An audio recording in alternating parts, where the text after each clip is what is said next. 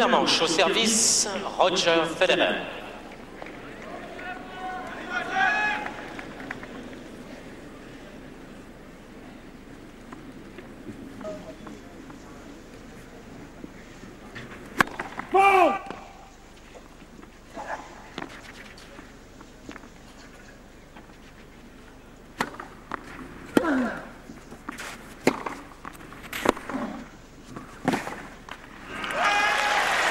Straight away then, this match in a little synopsis. Federer going for his shots, Nadal running them down.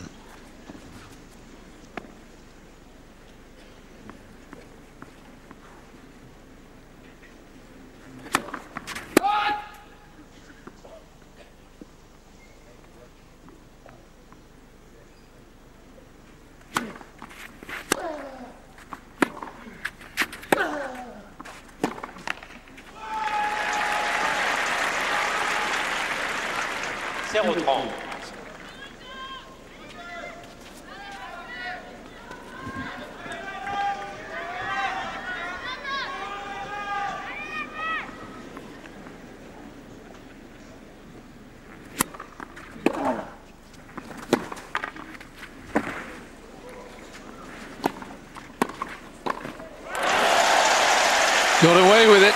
Nadal standing his ground. Well, he did stand his ground, but I thought during this 10 days, or I mean, so what am I talking about? Almost over 2 weeks now. The one thing with Nadal is do not come in wide to the forehand unless you're absolutely sure you can get it far enough away, because that passing shot is deadly. Came in on the backhand and had a relatively easy volley.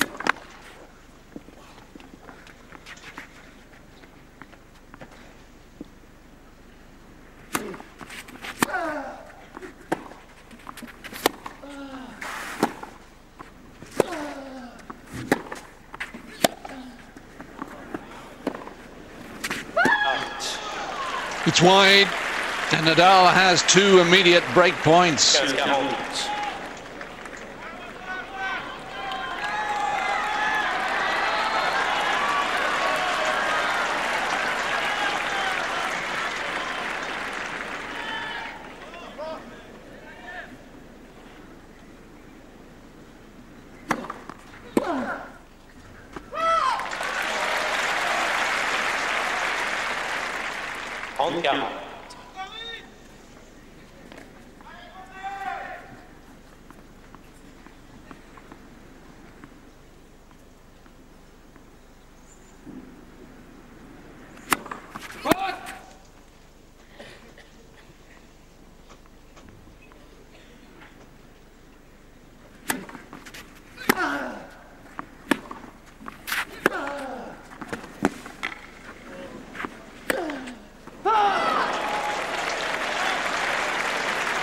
Roles reversed then, John. I mean, Federer doing so well to get the forehand back that cleaned the line.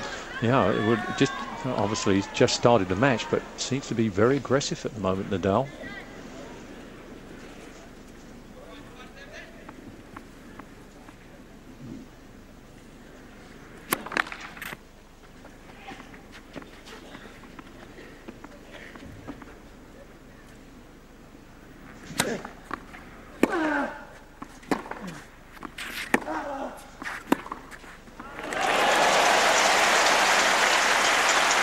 The way to take the ball on the rise when you've got your opponent trapped in the other area of the court. You've got to take that one early, not give your opponent any time to recover as he did there.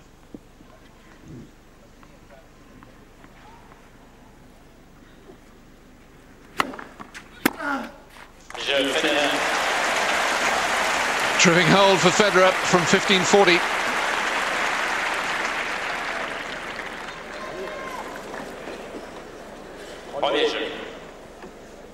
I think the thing about that, David, it was a great hold, but I was thinking when he was down 1540, the one thing about Nadal, you're not too frightened if you go down to break. Obviously you don't want to, but it's not like some of the other players out there that are going to get a lot of cheap points on the first serve delivery.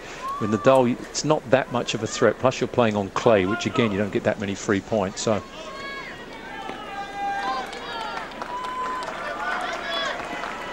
Jennifer Aniston there, she's shielding herself from the sun. She lives in California, she should be used to it.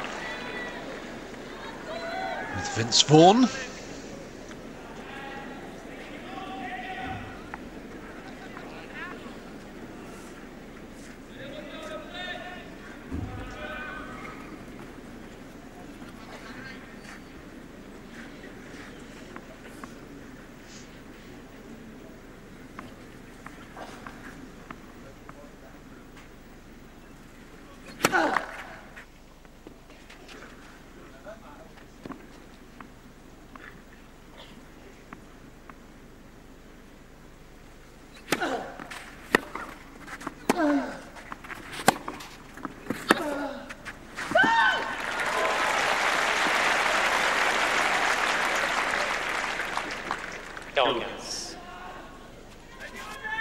Filled to capacity, of course, the Philippe Chatrier court, 15,109 to be precise.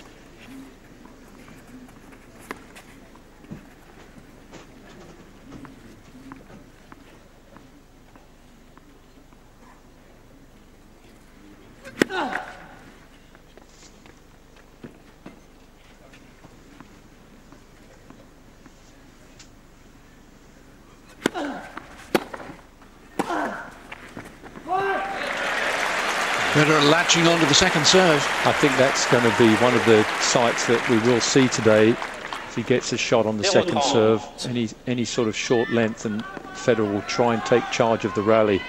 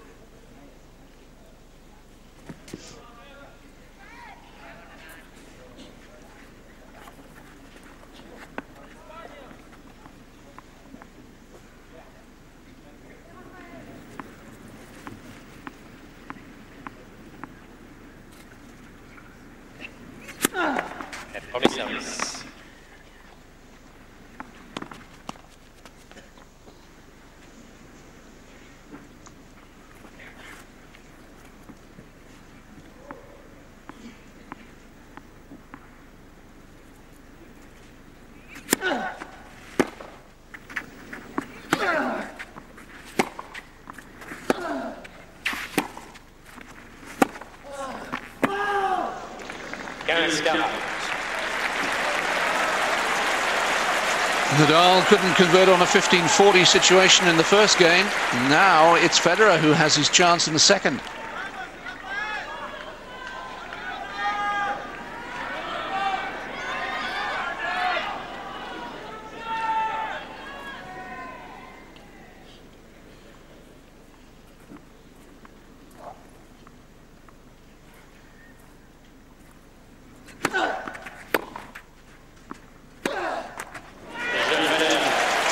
That's a very surprising error. What a start for the challenger, if I can put him, describe him like that. There's a couple of interesting shots there with Nadal getting the forehand up high to Federer's backhand, and that's a crucial area there, and Federer handled that shot very well in that game. That's the shot that gives him the most difficulty on clay, high backhand.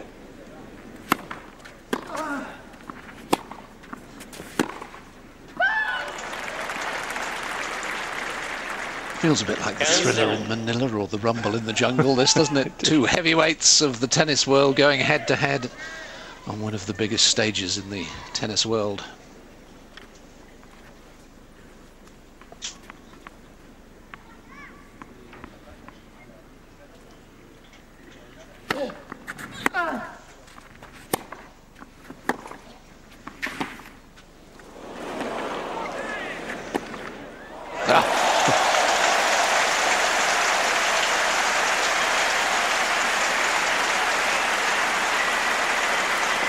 Absolute joy to watch. And the variety, the sliced backhand and follows it in, opens up the court firstly with the wide forehand. Beautiful.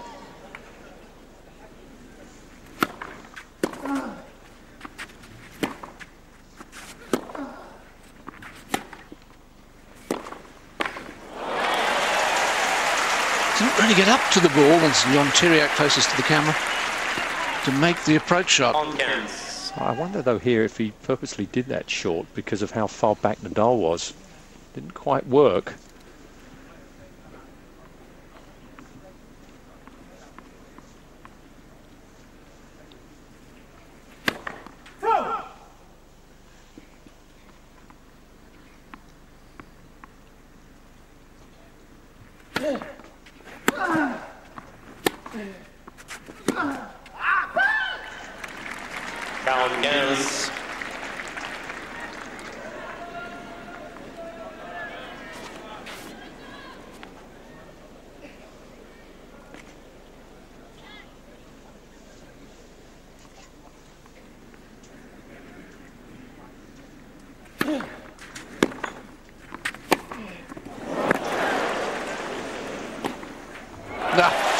Two examples of sheer genius in that game, and Federer leads 3-love.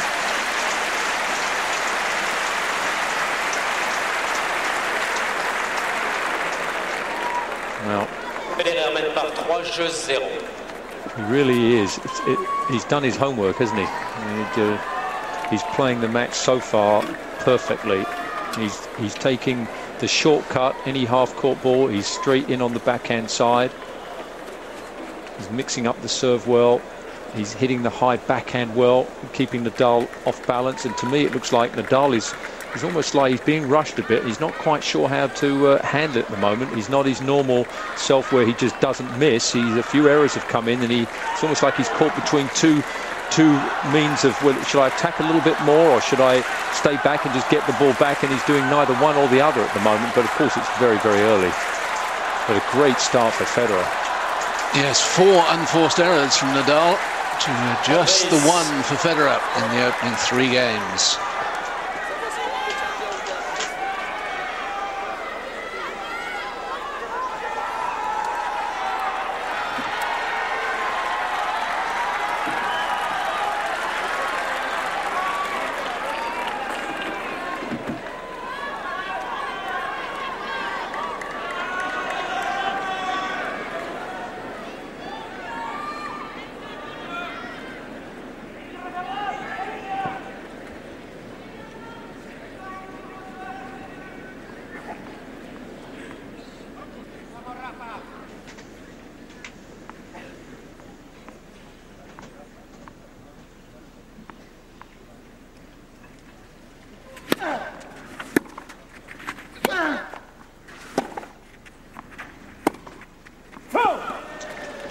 Another surprising evidence of hesitancy from Nadal.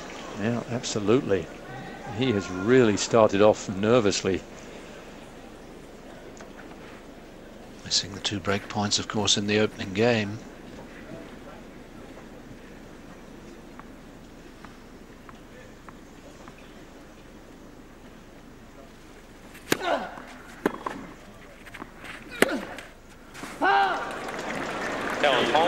Well, this is watching someone that I'm not familiar with. This just does not happen with Nadal.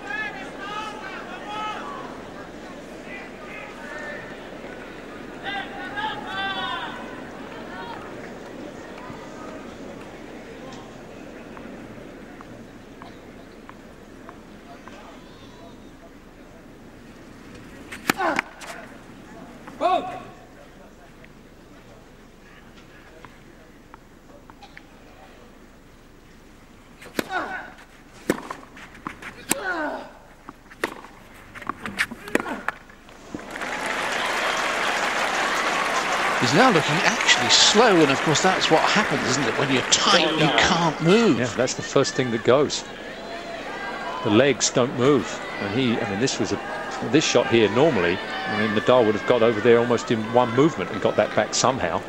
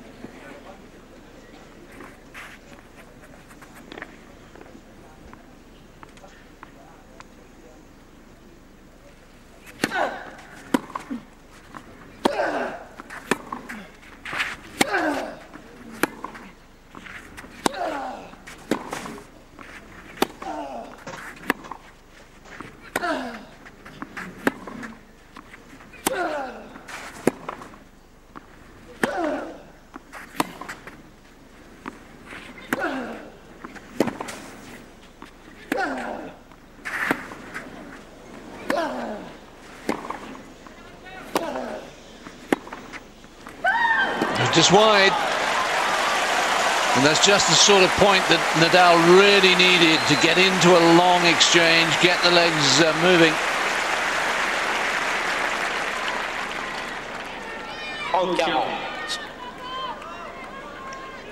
And if Nadal could get out of a love 40 situation and hold here, what a boost it would be for him. Still break point.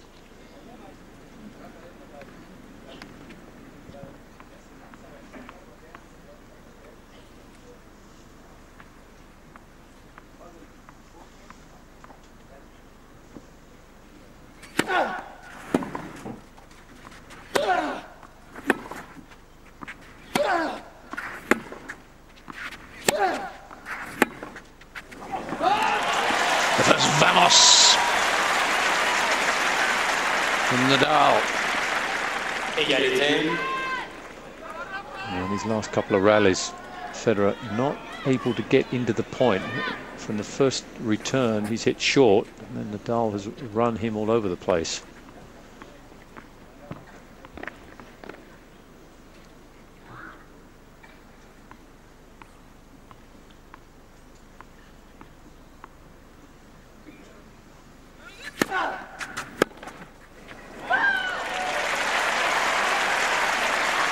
No doubt the Nadal service has improved quite a lot over the last couple of years. Not be the fastest, but it's deep, it's accurate, and it's got that confounded lefty spin on it.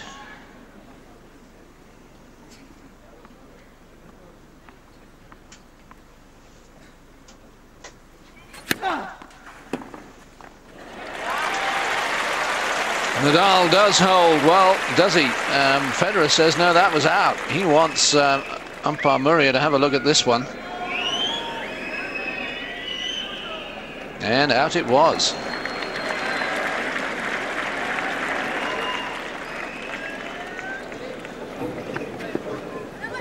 Yes.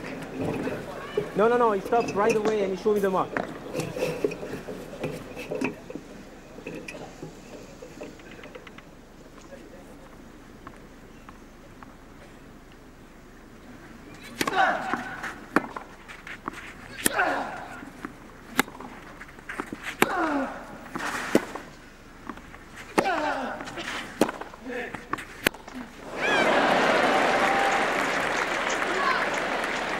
Well held in the presidential tribune.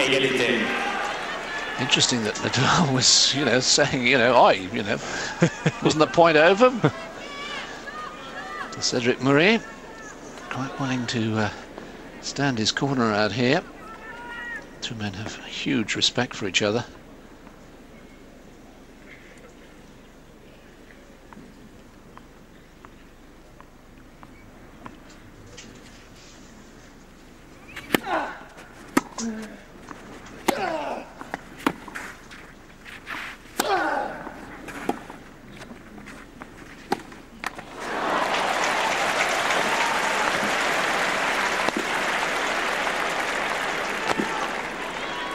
Avantage Federer.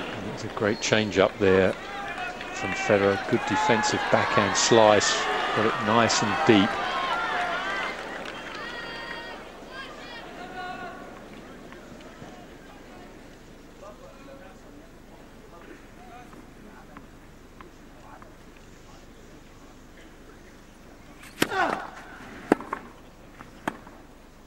Premier service.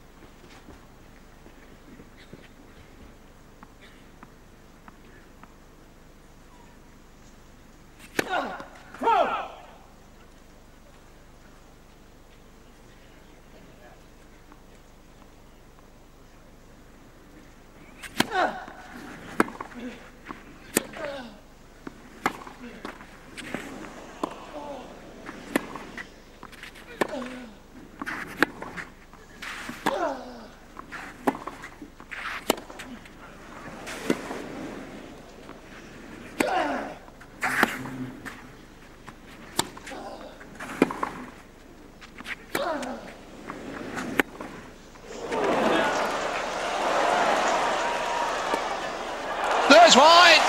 Wonderful point. Really, people on their feet. And Federer is off and running. He's 4-love in front.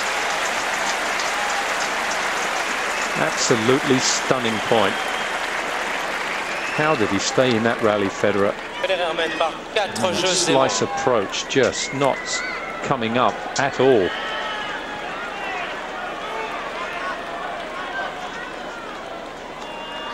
This is one scenario I don't think anyone had expected either of them to be so dominant so early.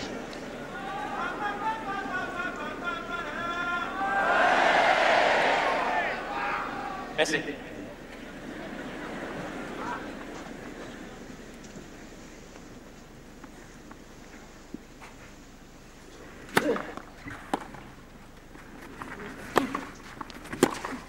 That's the danger right there.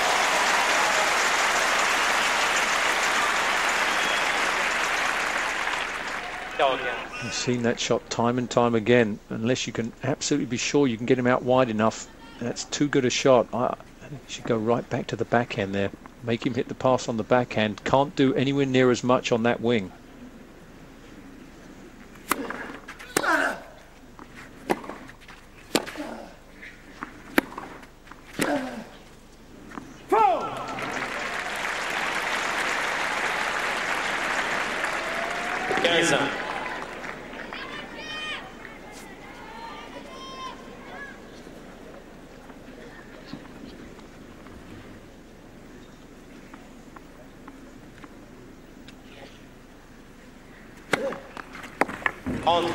He skidded off the line, gave Nadal no chance.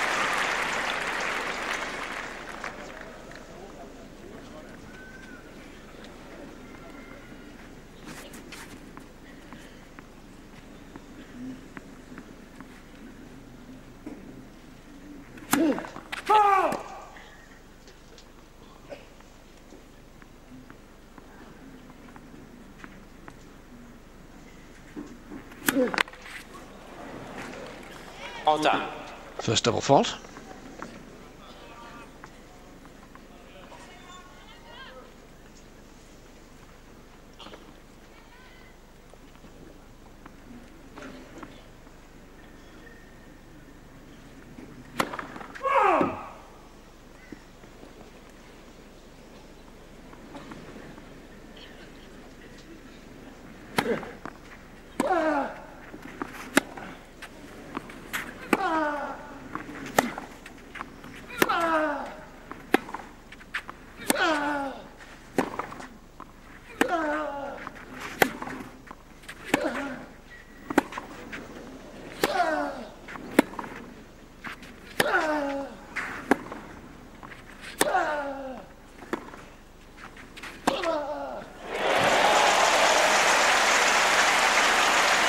Brilliant attacking play from Nadal, taking the ball on in this rally. It's not normally an area he's that great in, the forecourt, but took this one beautifully.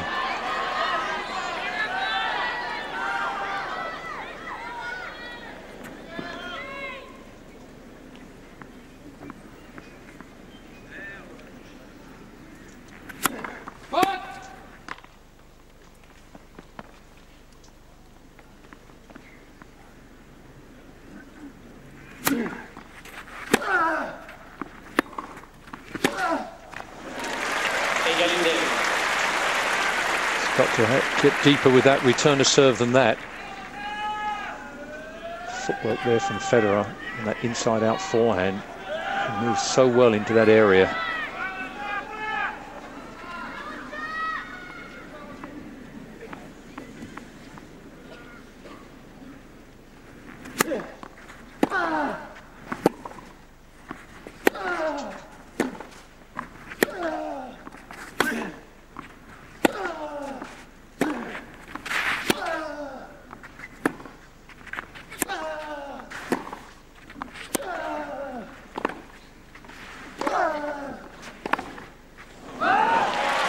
It's interesting that Nadal is looking quite often to attack with that forehand.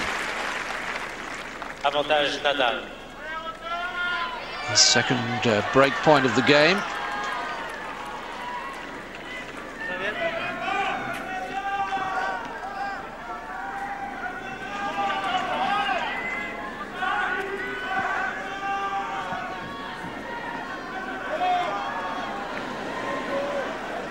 S'il vous plaît, merci, s'il vous plaît.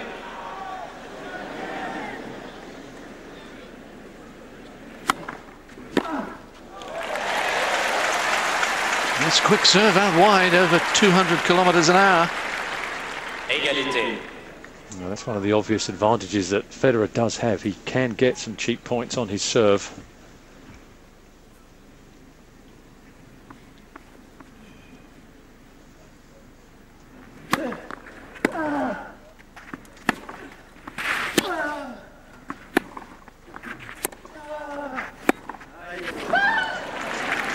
Just opened up on that one.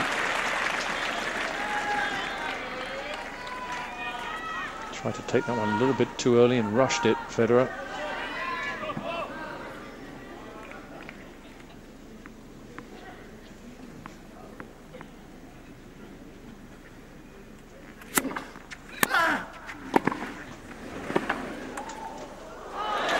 Wow. There's Enterprise. Suddenly switching up to the serve and volley on break point. Yeah, first time in the match. And that's the variety that Federer does have in his game. Can change it up at any stage.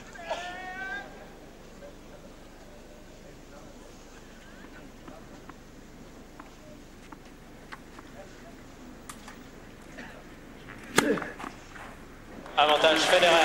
First ace.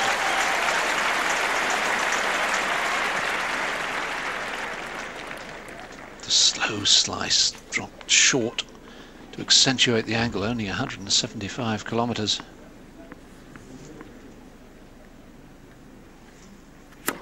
Et premier service.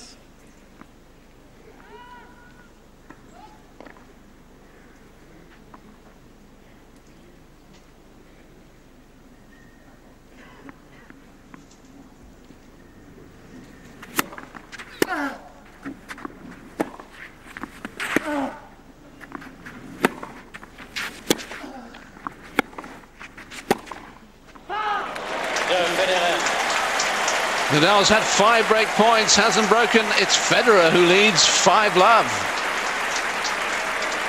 Federer mène par 5-0. La serviette Ramasso. Well, not a scoreline that one could predict. There's been a lot of gasps from the audience. They're not quite believing what they're seeing out here, but what they are seeing is just a master display so far from Federer. And when he plays like this, he's unstoppable. But Nadal, the great competitor he is, will be precisely thinking that Federer cannot keep up this type of tennis, and his job is to get the depth, and I think it's starting to improve a little bit actually. Be aggressive and just hang in there and hope that Federer will start to miss, and which he has done in previous matches. And we saw from those statistics that if he can extend the rally beyond 8 shots, and he has a good chance of winning. Yeah, this is the 24th set these two guys have played against each other. This being their 7th match, there has never been a 6-love set between these two. And it would be, even now, even at 5-love, you think, that can't happen. Nadal's got a hold here. Well,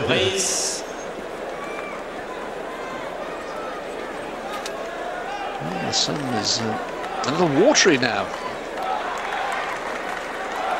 Blazing sunshine this morning. Crowd won't mind, and actually the players won't mind. A little bit of cloud cover, easier to pick the ball up. Definitely. Oh yeah, the players don't like the bright blue sunshine. They like it cloudy.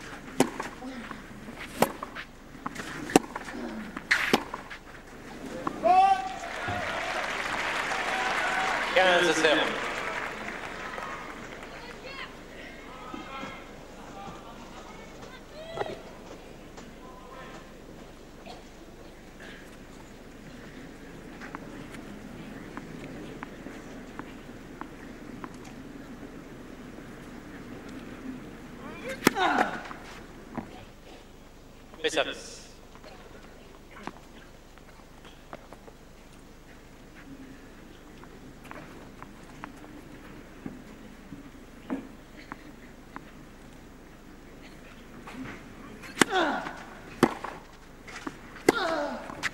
Nope. 15.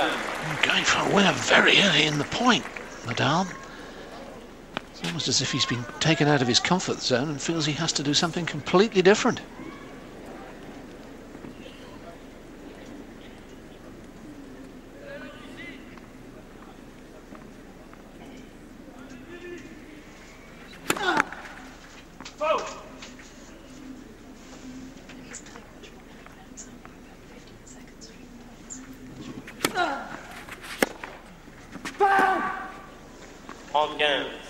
The other interesting fact, John, he seems to be playing much more quickly. It's almost as if someone in the referee's office had said, "Oi, yeah, you know, we've had a lot of complaints.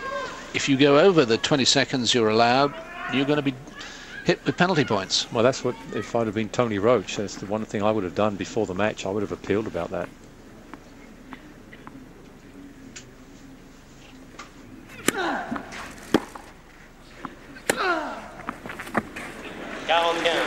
Federer having a little look. It did catch the line. Now, Nadal, for the first time with points to win a service game.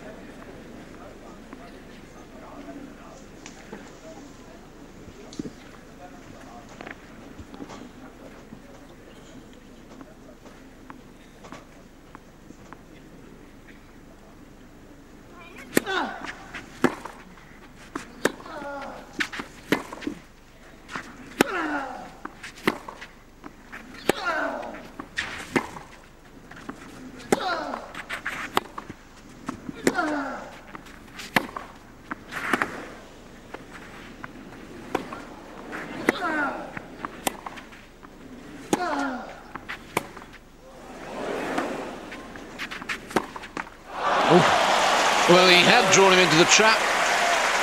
Nadal scuttling backwards was vulnerable, but Nadal is on the scoreboard. There will not be a love set. Federer mène par 5-1. Interesting that half-court ball and Nadal goes backwards. Not comfortable in that area of the court, particularly on that slice backhand where he can't do as much damage with the approach shot as he can if it was a whipped forehand. Rafa deciding to change racket. There will be new balls at the end of this next game, but not now. So he's fretting out there.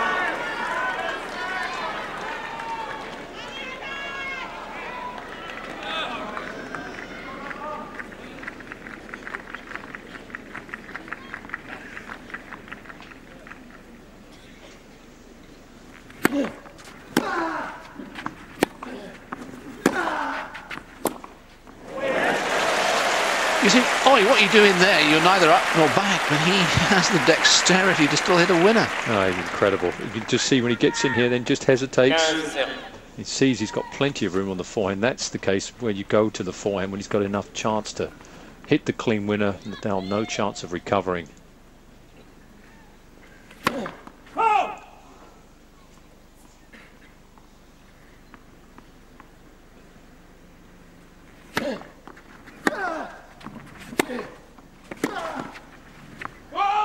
Oh, well left. 30-0.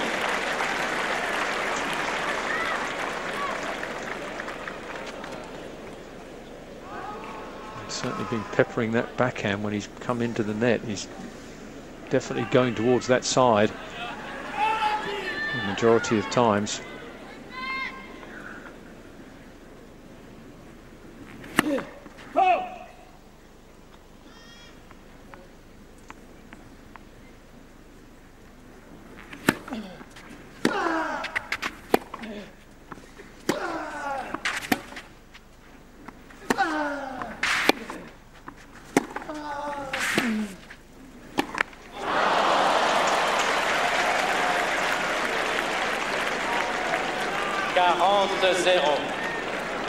This is the area that Nadal has got to work on.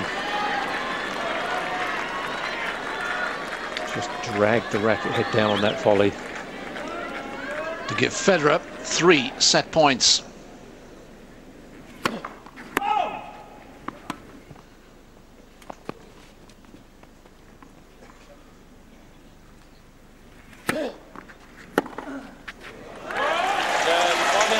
"37 minutes it took, but apart from being 15-40 down in the opening game, that was a stunning set from Federer and a surprising one from Nadal." Well, a staggering set really of tennis from Federer, really coming out here and just totally dominating after that little hiccup in the first game at 15-40. The aggressive control that he's had, he's picked the right shots to be aggressive, to get ahead in the point. He's had Nadal on the back foot the whole time. Nadal not really sure what to do here. He's not. It's almost like his game plan has gone out the window, and he's looking to try and find some answers. You can see unforced errors. Well, that's an area where you would not see that normally with Federer and Nadal. Nadal making more errors than Federer. The winners, you would expect that, over twice as many. First serve percentage from Federer very good at 59%. And no break points. 0 for 5 there from Nadal. No conversions there whatsoever, and he's certainly rattled at the moment, Nadal. He's got to get back to the basics, and he's got to get back in there and cut down on those errors, because that's his bread and butter. If he keeps making those type of errors, he is not going to win this match. But he'll be looking at it and knowing that he's played Federer, has got the great record against him, and knows that Federer can have dips in matches. He's done that against Nadal, and that's, well, Nadal will be, you know, he will have had this in his mind. He'll be well versed, obviously, and know that there's a long way to go yet in a best-of-5 set clay court match. Yeah, Nadal lost the first set of their last encounter in Rome and came back to win in 5, of course, but it was a very different set. It was a tie-break set, not a 6-1 set. On the other side of it, Federer will know that he has won sets easy, and he'll know that his job is to keep this momentum and concentration going. He must not lapse.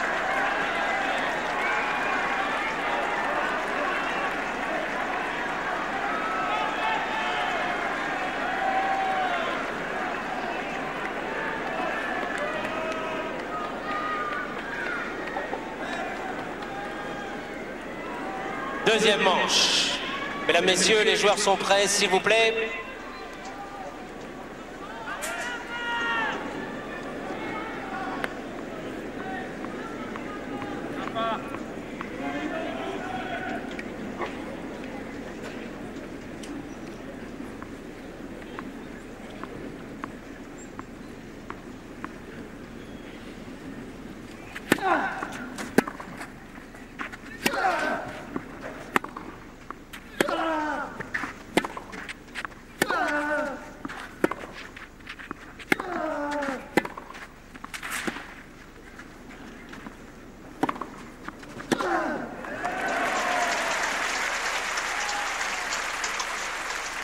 Numéro 15.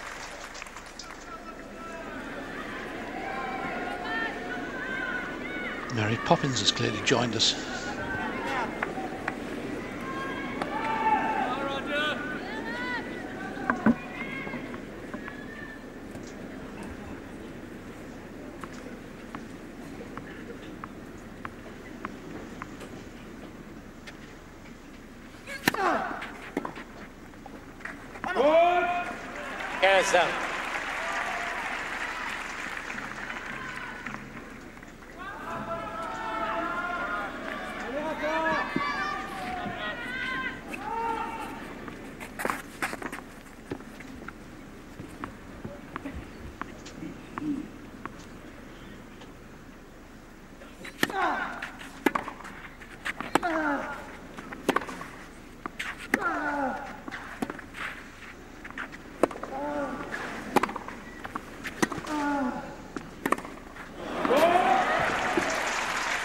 Well, he'd be disappointed to lose the point, but the one thing that's really working for Federer is the backhand slice.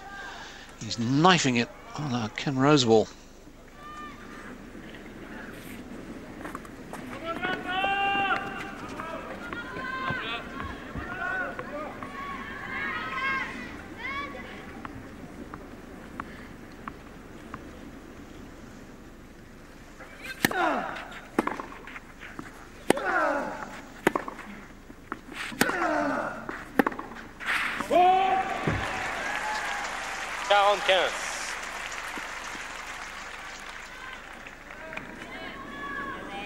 The new balls will fly that much more, get higher bounce with the topspin of Nadal.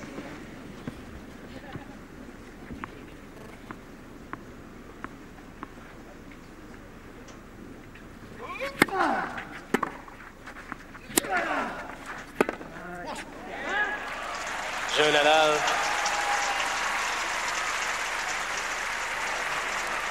Premier jeu, deuxième manche.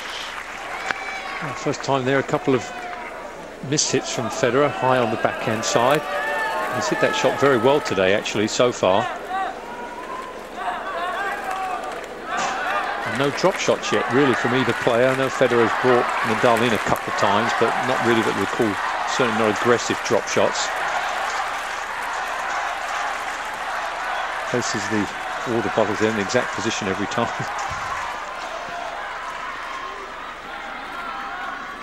Yes, he's a creature of habit, isn't he? Tucking, putting up the socks before every service game.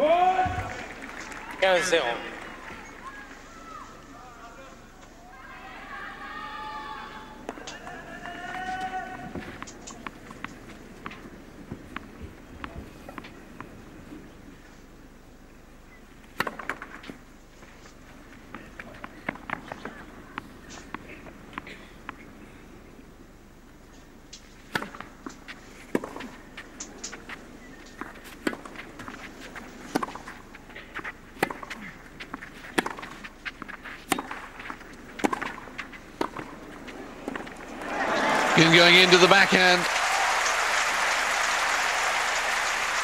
Every nook and cranny occupied around the stadium. 30-0. Just love the way he's taking that approach so early.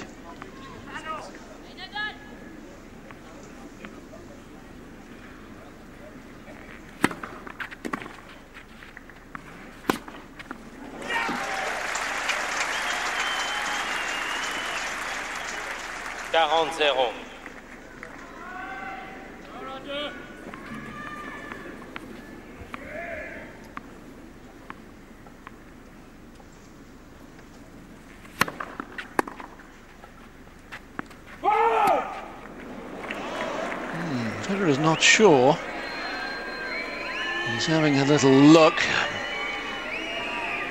And the fact that he's asking for another ball, he's clearly satisfied that he's going to have to re-serve here, because otherwise it's game Federer.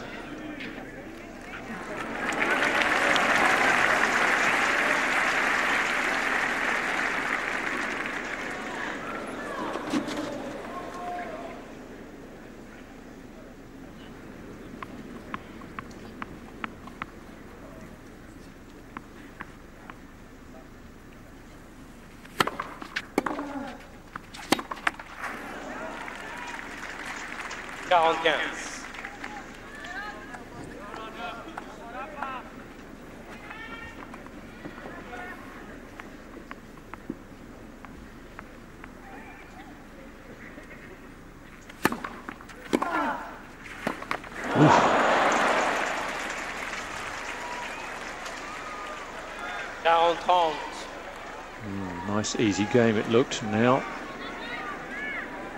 could be a bit shaky here.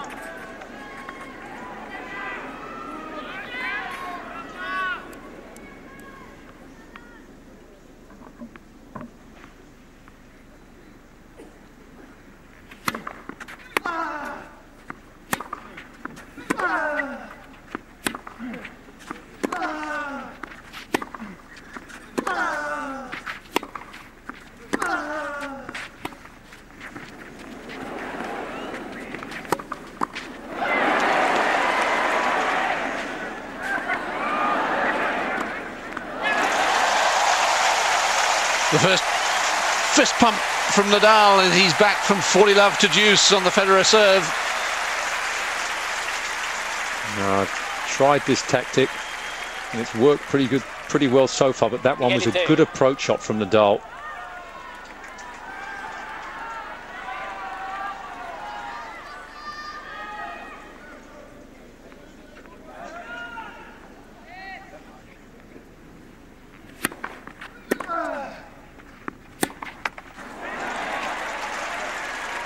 Yeah, remember, it was 40 love up and the ball was called out on his baseline.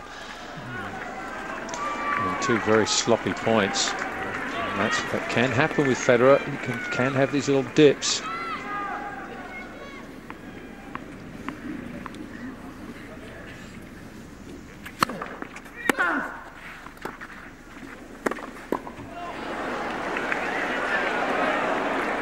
Oh, he got away with that.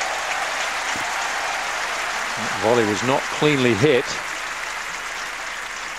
Really, Nadal should have won this point. That was a risky shot here.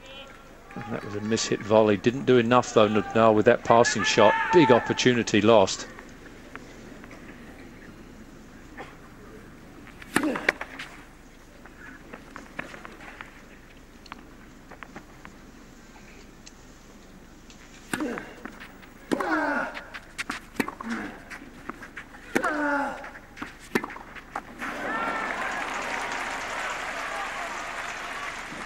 Avantage Nadal.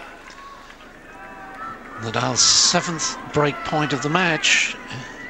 So far he hasn't broken.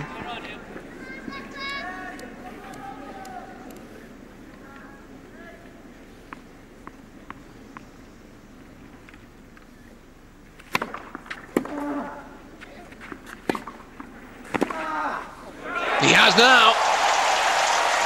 And Federer may well come to rue that easy forehand volley he missed at 40-15. How do you work this out? Why does he do this sometimes? I mean, incredible passing shot here. Nadal mène par 2 jeux 0. But if you really work it out from 40 love, I mean, really, Nadal only played really one good point to get into position off break point. The rest was just handed to him by Federer. That was a sloppy mental break there from Federer.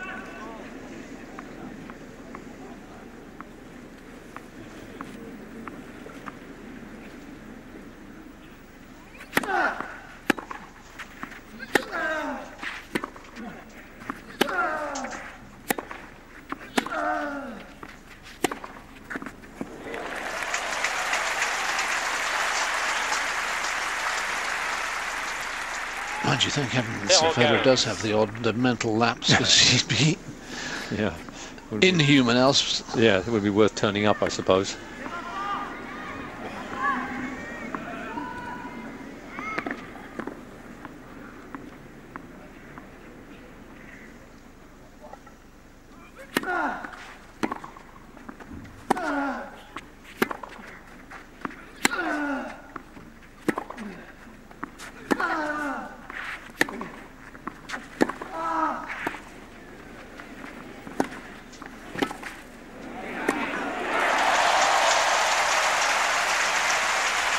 Got to be careful on that little short slice backhand. If he hits that shot, he's got to be able to direct it to the Nadal backhand. Because the forehand, he can do too much damage from this position.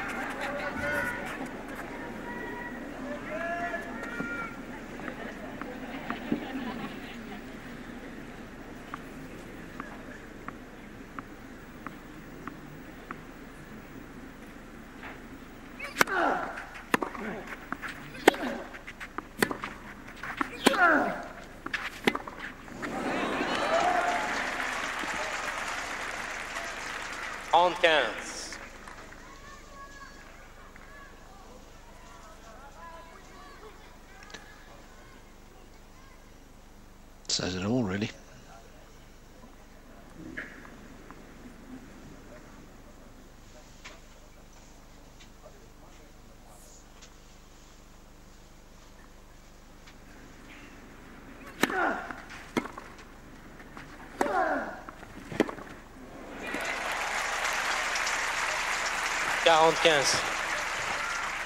And Nadal just talking to the umpire about something.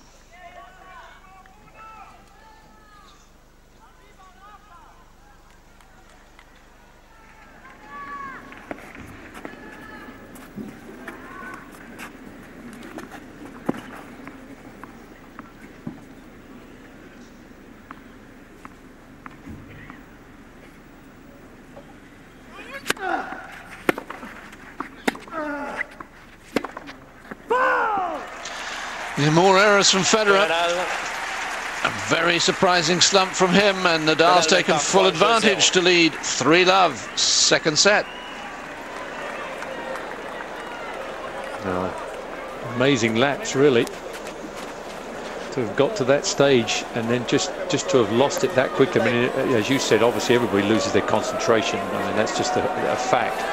But unusual this early on, and when you've got your man down the set, you're playing exceptionally well, your opponent's worried, and then you throw in a game like that from 40-love, where there was just absolutely, it wasn't like Nadal came up with 5 winners and you go, okay, that can happen.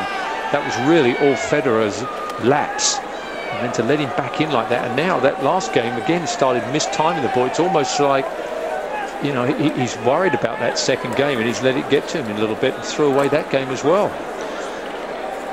Per Bastold, the trainer, is on for Rafael Nadal, who's taking the shoe off. So whether he wants some strapping on his ankle or some blisters on his feet retreated, I don't think it's anything threatening. Gosh, we had a withdrawal in the quarterfinals for the first time ever, a withdrawal in the semi-finals for the first time ever. The last thing we want is a withdrawal in the final. I don't think there's any risk of that whatsoever. No, I don't think so either, but it's been a bit of a story during the French Championships with the amount of withdrawals we've had on the men's side.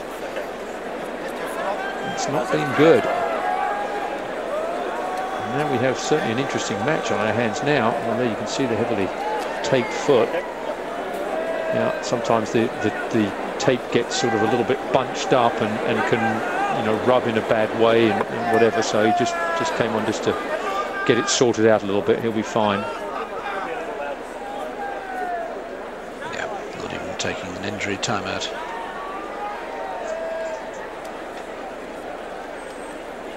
A lot of players have a lot of ankle strapping, don't they? Yeah, a lot of players have had some sort of problems in the past. It becomes sort of a security thing for them to go on court with the foot fully. Just gets that feeling of real security when they move around. The French director here is zipping through some action. Don't quite know what it's showing exactly, but it's very arty.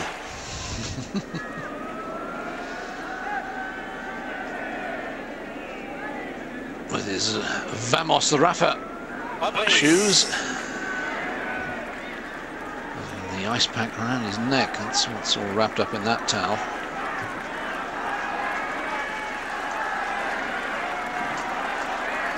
Certainly a long time at this changeover.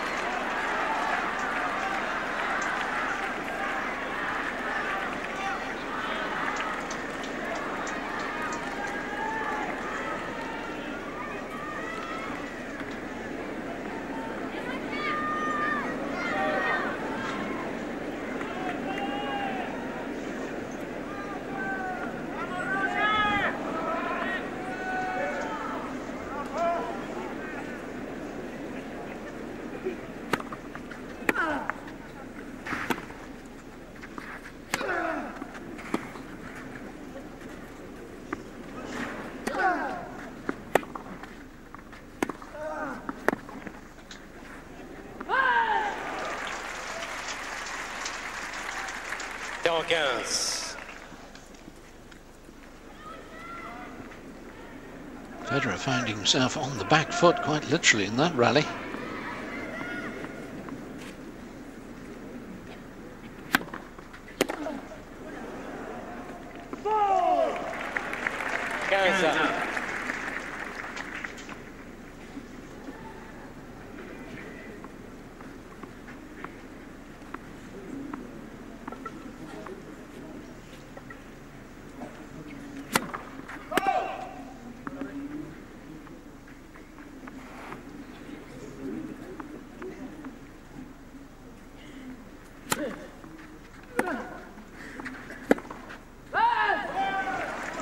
Lost his timing on his backhand side.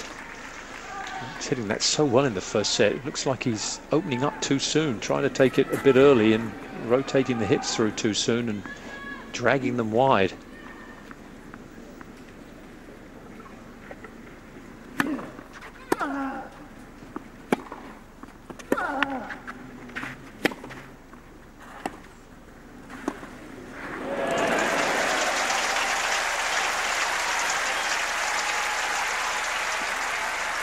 This is brilliant. Creates the angle and he's sneaking in. Nadal saw him, just couldn't get that ball low enough.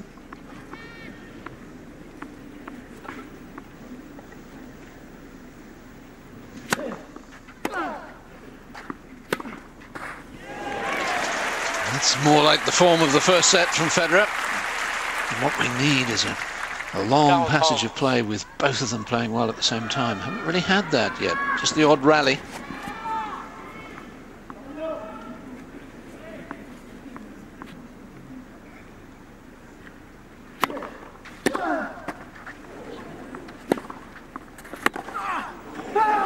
Nope, just wide. Nadal mène par 3-1.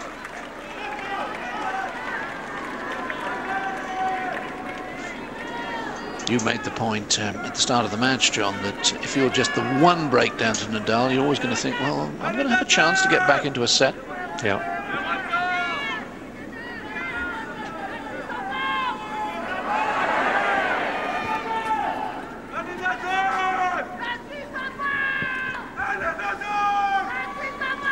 S'il vous plaît, merci, s'il vous plaît.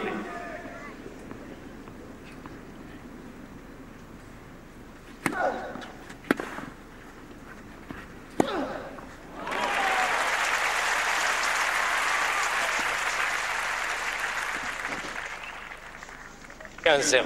Now that serve showing that it's not all about pace. You hit the line like that with the ball swerving away.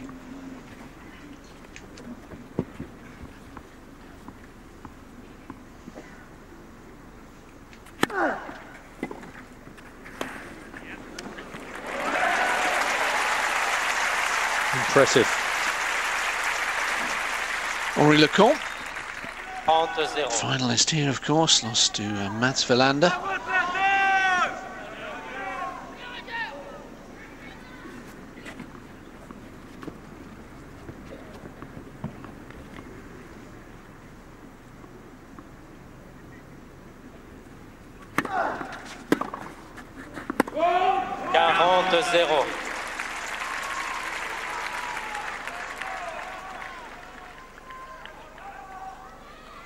Carlos Costa is the manager of Rafael Nadal, was himself a top 10 player.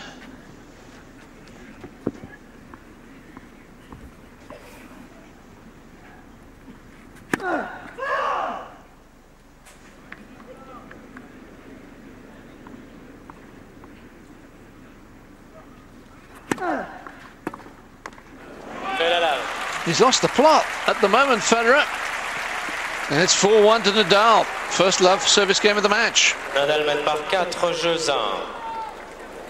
Now, it's amazing how the match has changed so quickly. All stemming really from one game. He just seems to have lost it on that backhand side, which was going so well in the first set. It looked so sharp. I think that's whenever these two play each other, you know, one of the big shots is the Nadal forehand when he gets it up high to Federer's backhand, and whether Federer can deal with that shot at shoulder height. He struggles with that sometimes. I thought the first set he handled it so well and looked very comfortable out here, and then that one lapse, loses his service game, and then a few little doubts seem to have come into his head. But we all know about Federer, the thing why he's such a great player is he can go in these strings of winners where it's so difficult to stay with him, and he knows he can turn it around very quickly. If it was anybody else, you know, you would say to them, well, maybe don't go for quite as much until you get your rhythm. But I'd say that to him, that doesn't exist, to sort of play conservatively. That's not in his game plan.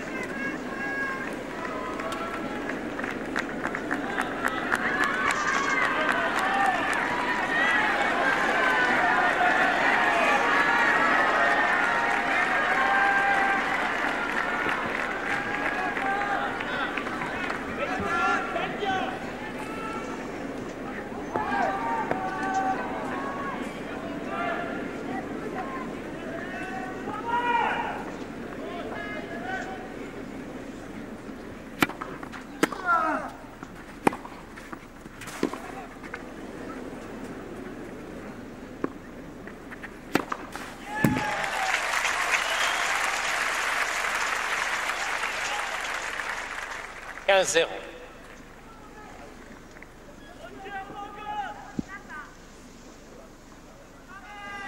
Well, he's never leaving the ball.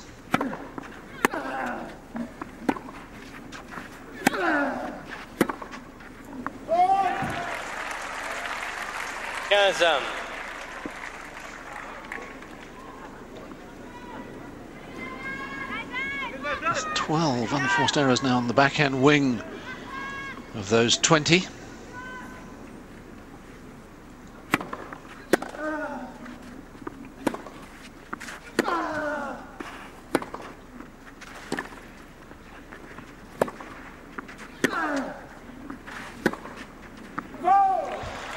Make that another. 15-30.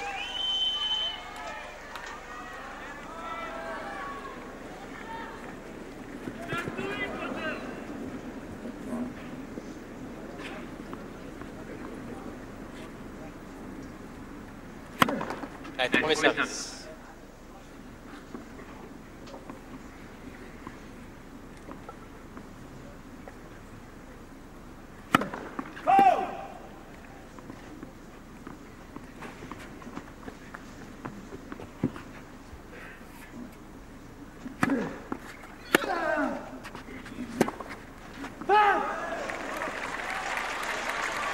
15-40. I'm flummoxed. Well, quite extraordinary. We saw this performance in the first set really against Nalbandian. We saw it in the third set against Massou as well, where he suddenly went walkabout.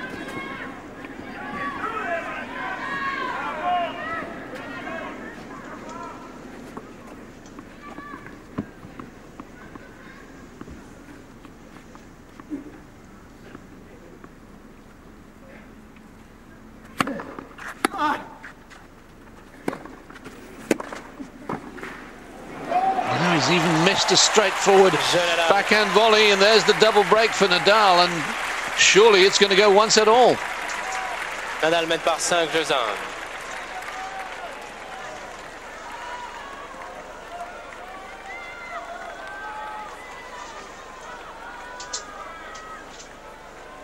Quite bewildering, this match so far.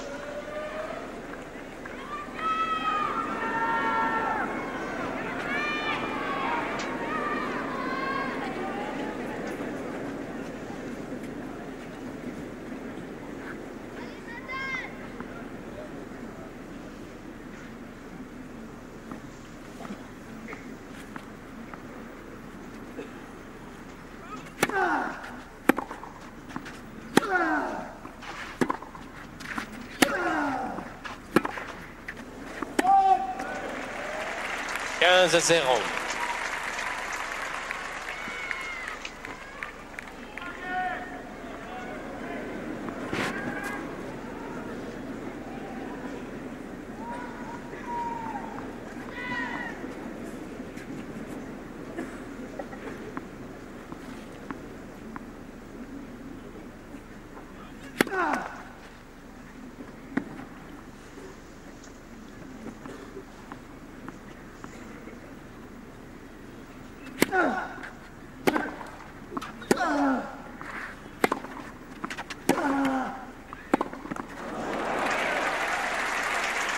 Well, it was deeper than he expected, but he really didn't move his feet there, Federer.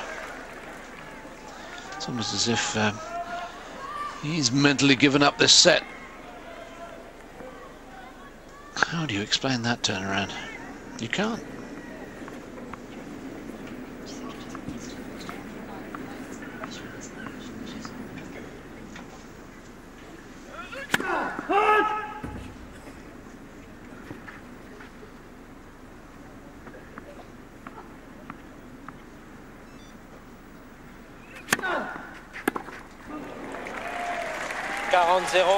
Hang on, I mean, that's the sort of shot I used to play on a Sunday morning. 3 set points.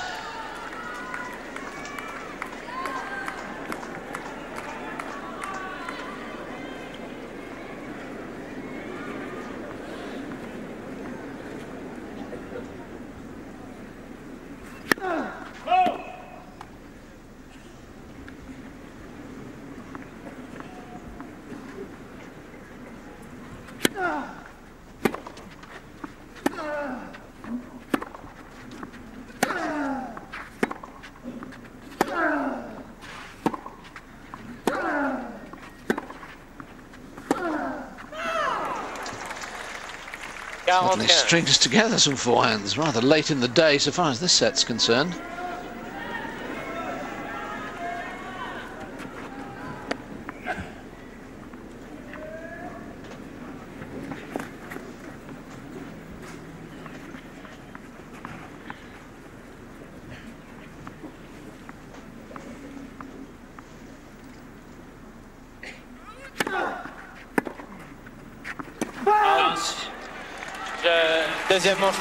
After just 70 minutes of play, we've got through the first 2 sets. And it's 1 set all. Well, quite extraordinary, those two sets. I just don't know how. I mean, the first set, you could have, there's a bit more logic to that. You could say, well, okay, finals. Nadal started a little bit nervously, Federer on top early on. In the second set, you would figure, okay, both players would have settled in, both playing would start to play their best tennis.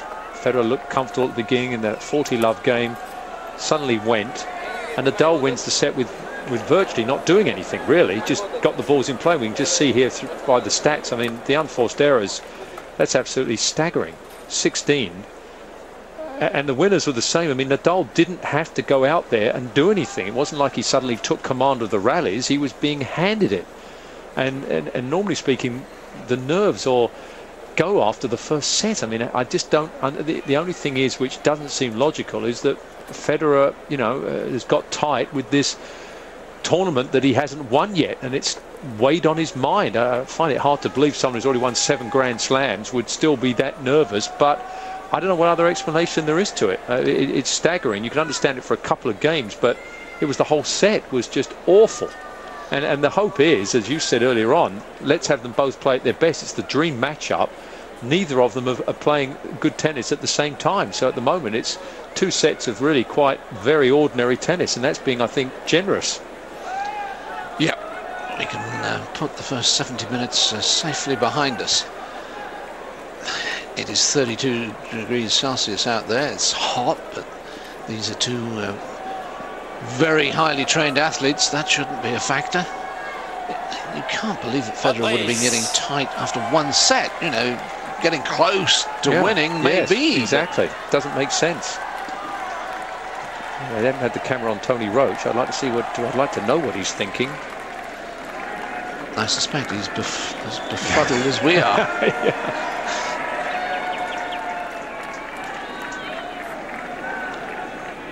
Third set at 1 set all. Troisième manche. Mesdames, Messieurs, les joueurs sont prêts, s'il vous plaît. Prenez vos places rapidement, merci.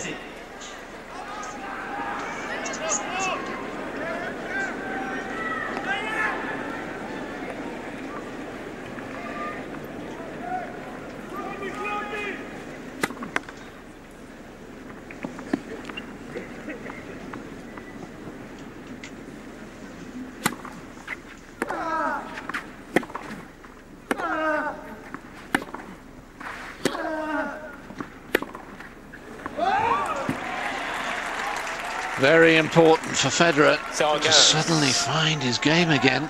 Played so well in the first set against an admittedly nervous Nadal, and then that 40-love on serve in the second game of the second set, dropped his serve and has been distinctly ordinary ever since.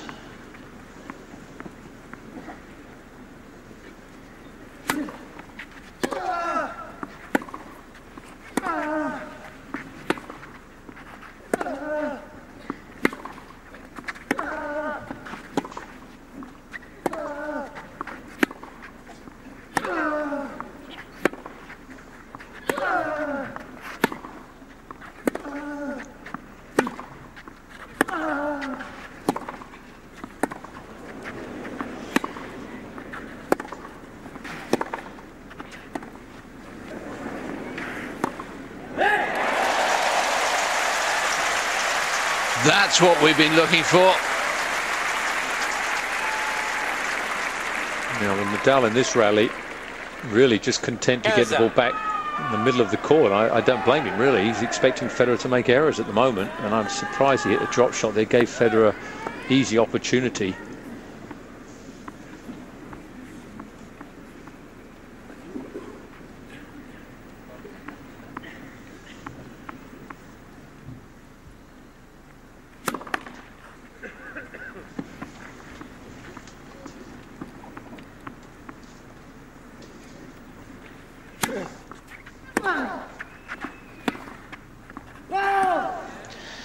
Seems now to be pushing a little bit at that backhand, as if he's lacking confidence. No racket head acceleration.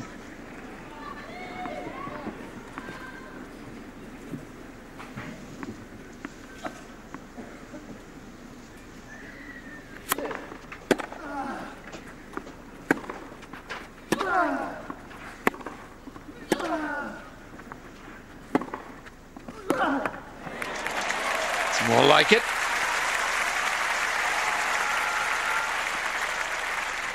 Honta.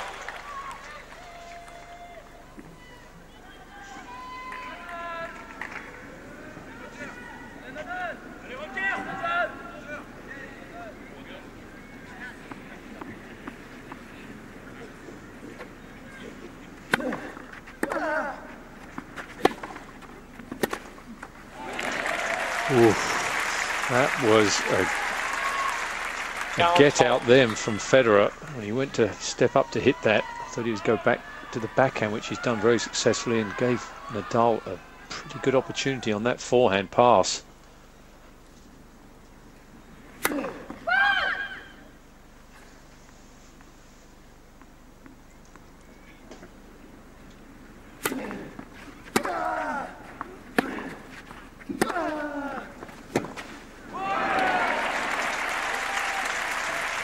Égalité. Christine Beam, the president of the French Federation, on the right.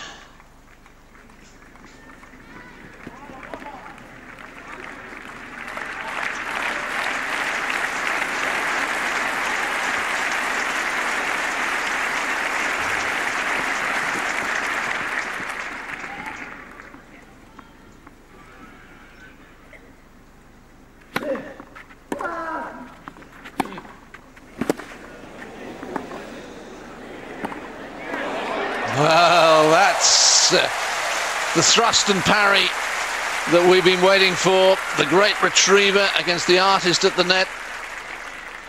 Avantage Federer. And that was the shot that won it, right there. Volley was pretty easy. That was an incredible half volley.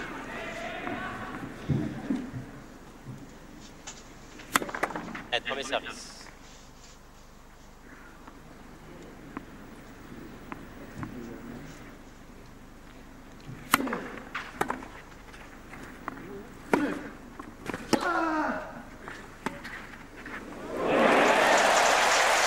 Federer. So much better from Federer.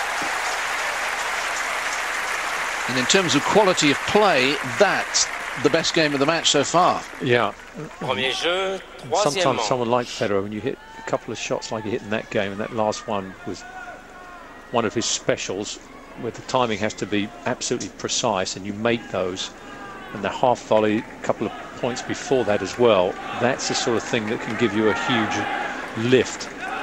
Open up the shoulders a little bit more now. Rafael Nadal, pressure switches a bit now. He's got to play a solid game here because he's aware of how Federer can suddenly accelerate.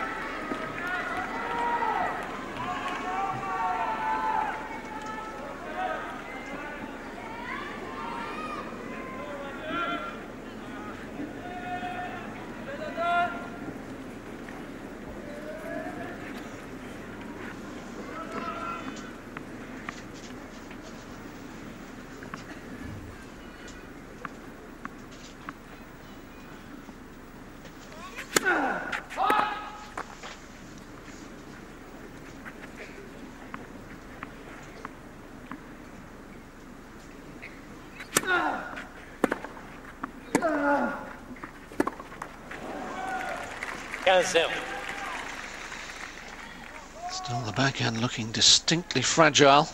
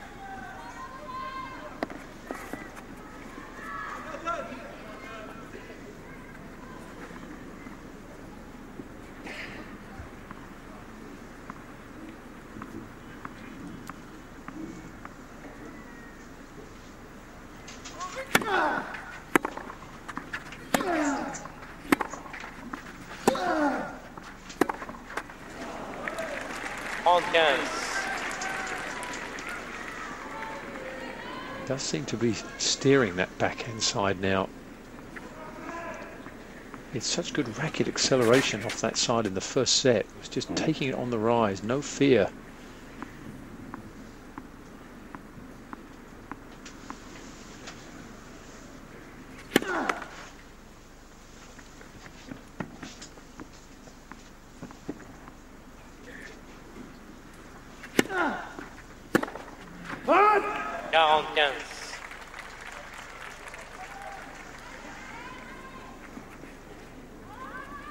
Well, the crowd very quiet at the moment. They're as surprised as we all are at what they've seen in the first hour and 20 minutes.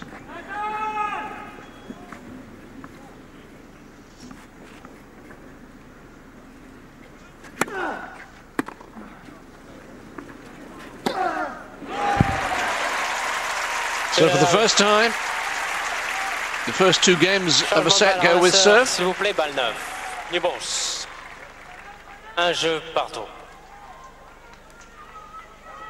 A set all and a game all, and new balls.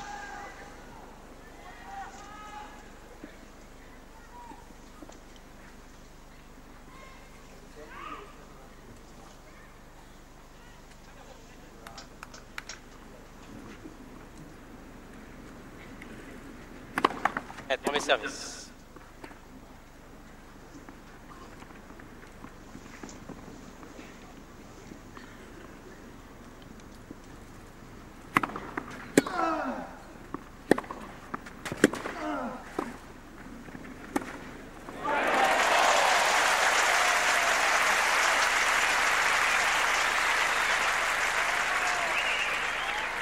This is what Nadal does so well on that side of the court, the backhand side, the pass. A lot of times he won't go for the pass on the first time, but he'll dip it low enough where he'll know he'll get a second chance.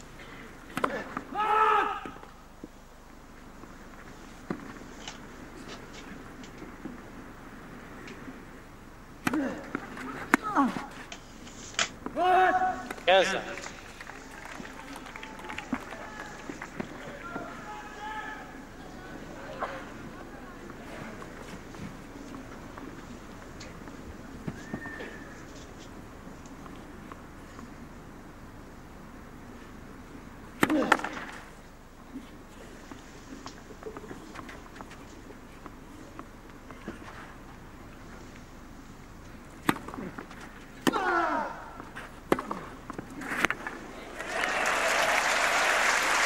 Still plenty of acceleration on the forehand from Federer.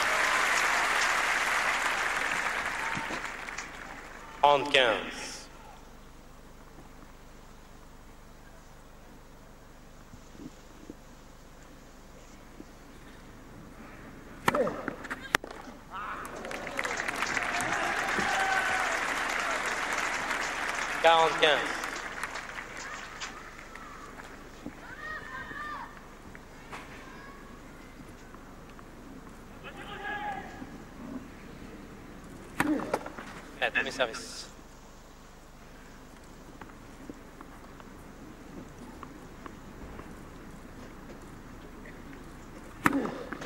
Out.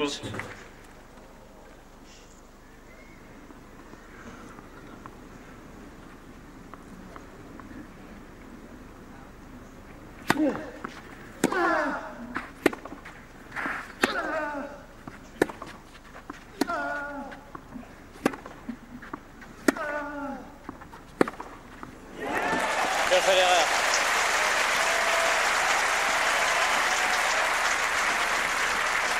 Federer mène par 2-1.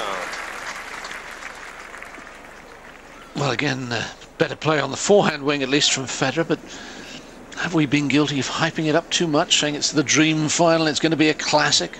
Well, I mean, it has all the ingredients, didn't it? I mean, I think there's no question that everybody has been waiting for this, and obviously with it, the drama getting closer. Will Federer win his first clay court major? Will Nadal retain his championship? The two best players going at each other on clay. I mean, it had everything, but they're still not playing at their best, neither of them, and it's disappointing.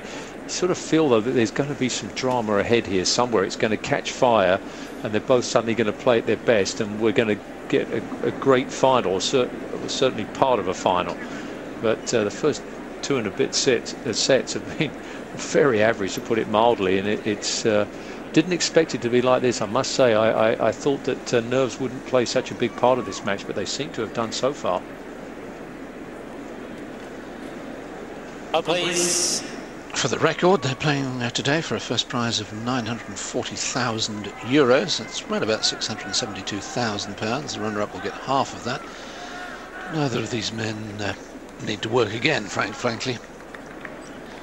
Federer's career earnings now are nearly $23 million.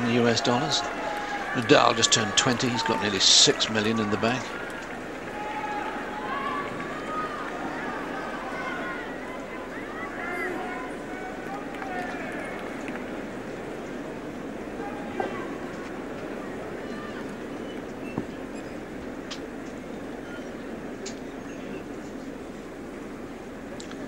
Beginning to slow down the tempo.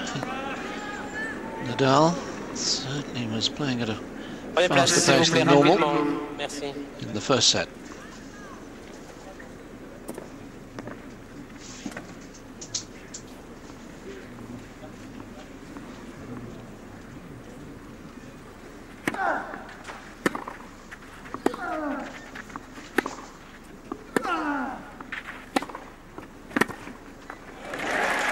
He was onto that one so quickly, Federer.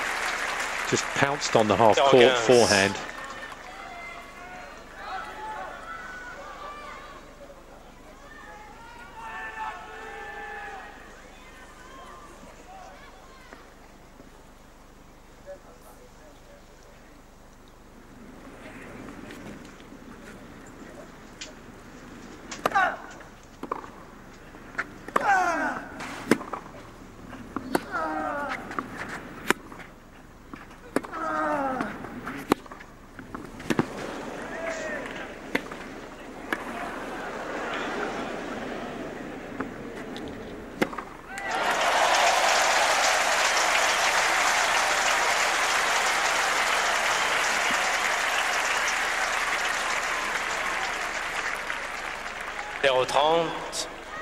Well, I don't know if it was dirt in the carburettor, but if it was, it seems to have come through the system now. Federer back to his best on the last couple of points.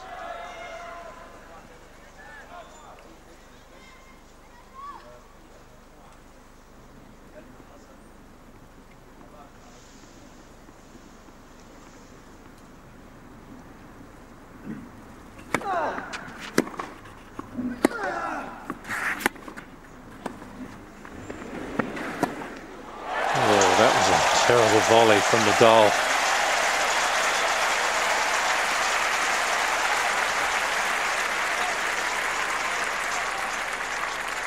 Has a sort of a forehand grip on his volley anyway on that forehand side. He can get himself into trouble, but there was no feel on that one at all. That landed in the service box. 3 break points for Federer.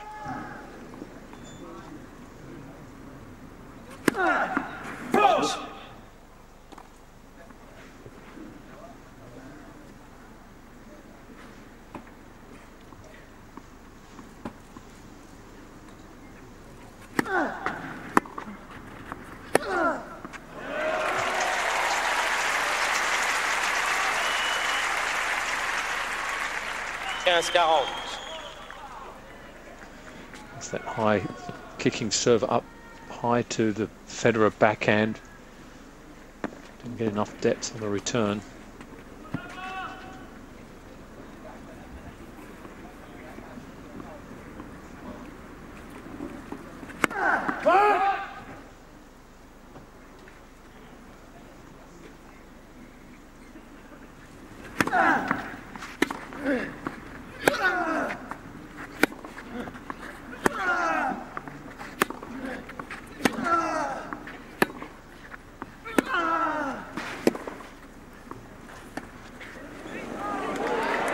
Brilliant.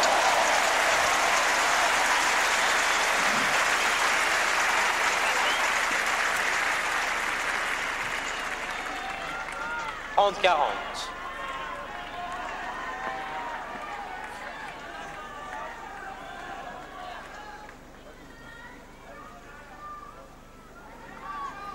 One break point remains.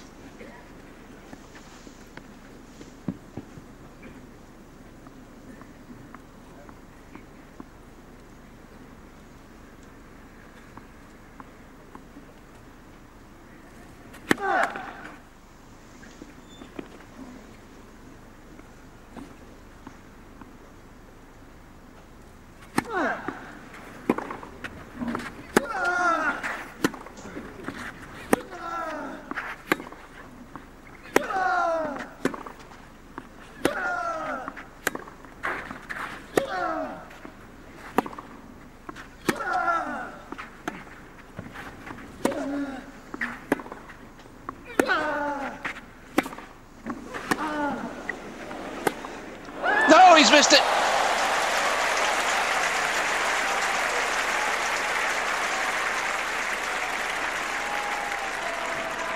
Égalité. No, he's normally so good from this area too, Federer. Did everything right in this point. Got himself into the position. From that position, normally, he's deadly.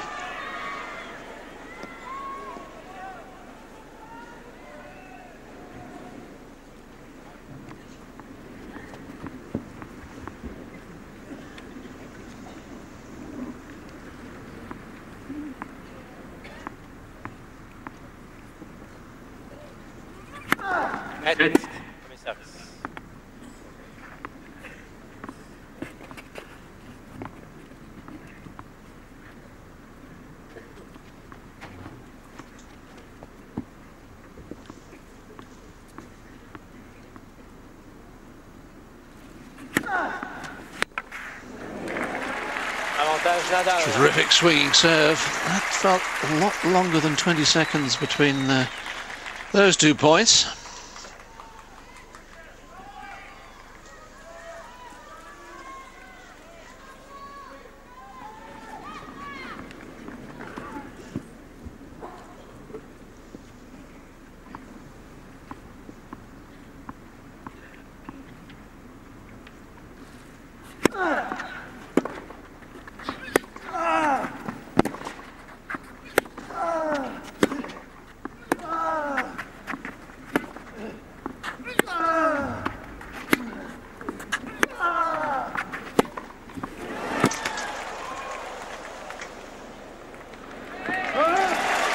This is more like it, gentlemen. More of this, please. That was some immense ball striking ability from both players in that rally.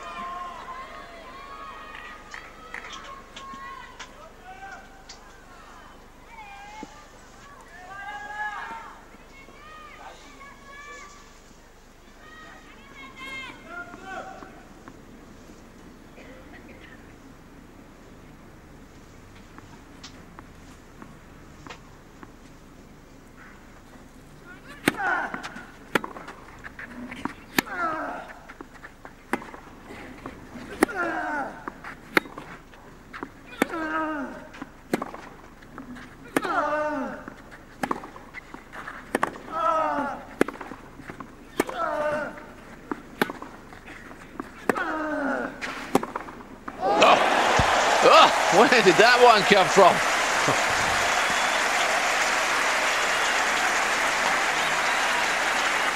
Now there's the ability of Federer. Nadal doing nothing wrong in this rally. Avantage Federer. Figuring he's well into that point. No problems with that backhand. Good length. And then whack when it comes from nowhere.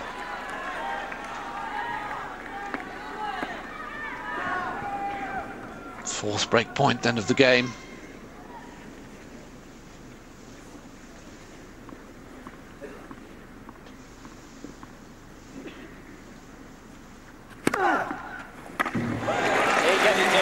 Not a bad time to come up with your first ace. He certainly couldn't have got this angle better than that. That was so far up the court there, so far out wide. Swinging out. Great serve.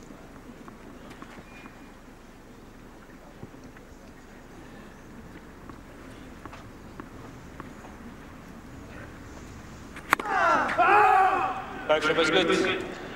Ooh, well, Roger Federer doesn't think it was good. Cedric Murier is about to award an ace.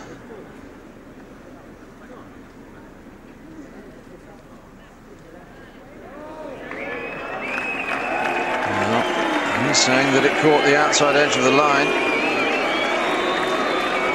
Not the most universally popular man in Stade Roland Garros just at the moment, but that's 2 successive aces from Nadal. Avantage Nadal.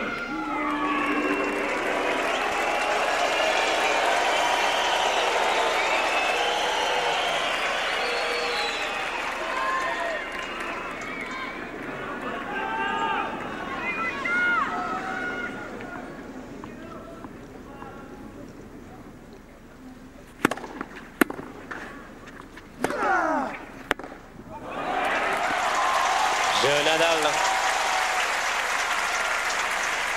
2 jeux partout. Nadal again. Unhappy with the racket, but a failure to hold from 40 love by Federer was so pivotal in the second set. Will the failure to take advantage of 4 break points be pivotal in this? Yeah, that was that big forehand that he missed from half court, Federer. That could be the turning point. But now at least both players now playing, if not at their best, certainly close to it.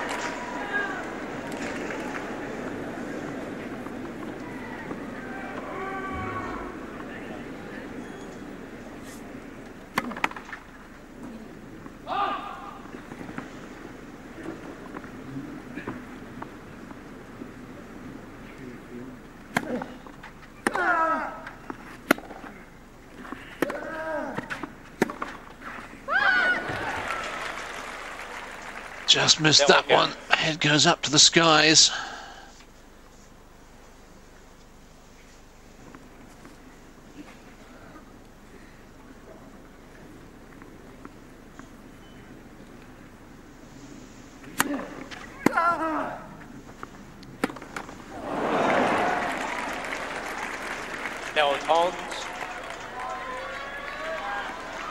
Beginning to rush, you feel, going for the big winners straight away.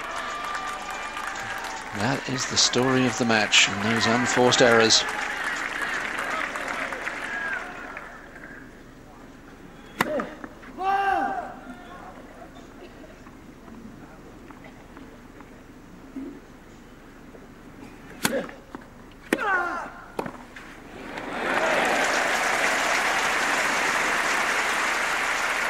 That's a brave decision there from Federer. 15-30.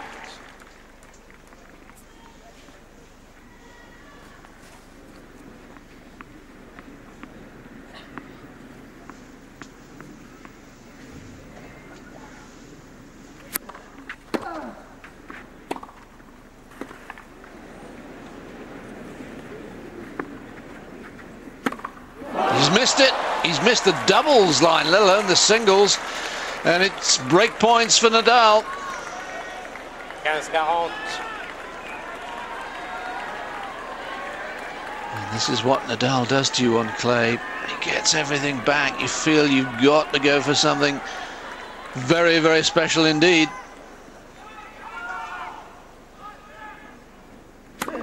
And service.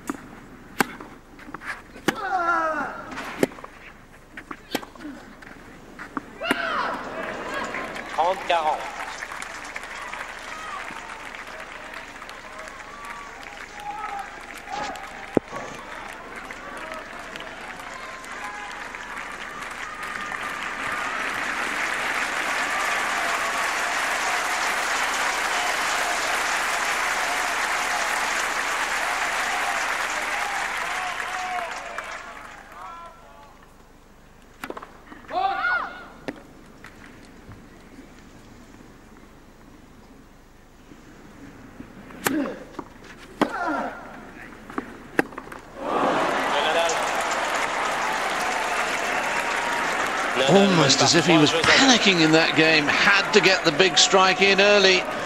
Nadal's in front for the first time in the match. Looked to me like he was still thinking about the 3 break points that he had in the game before. You know, from the love 40 situation where he really should have closed it out, and it was almost like he, you know, then he just started to look ahead a little bit and worry, and then just took too many chances there in that game. And there's a fine dividing line between being aggressive and picking the right shots when you play Nadal, and in that game, and we've seen dips in this match from Federer where, you know, he won't just throw one bad one in, he'll throw 2 or 3. And Nadal has obviously tightened everything up since that first set in terms of unforced errors, and he's making Federer win this match now, win the games. And at the moment, Federer not converting enough winners to the ratio of losers. That's the bottom line. Nadal now is not going to make things easy for Federer. He's going to make him earn it. And I think Federer's got to graft a little bit more. He's got to pick the right shots to attack and not just go out there and try and get the early strike when the position's not right for him.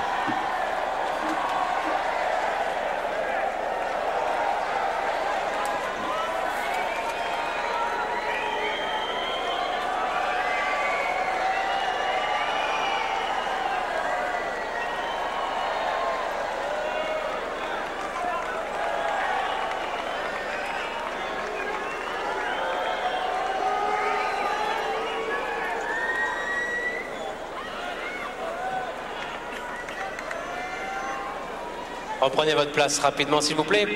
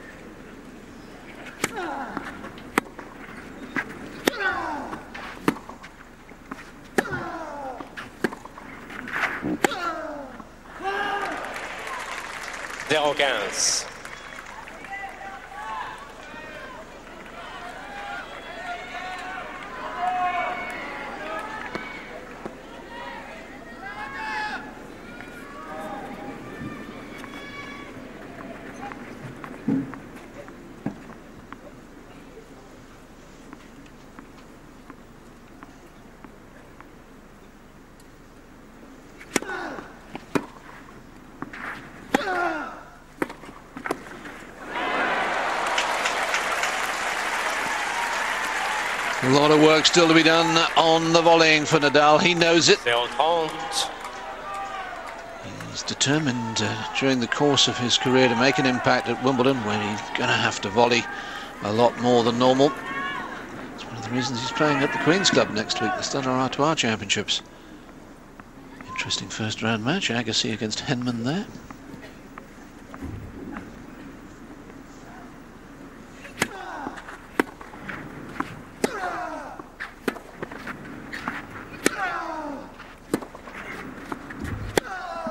Too short. Got away with the first short backhand, not the second. That was the first short one. Got away with it, not that one.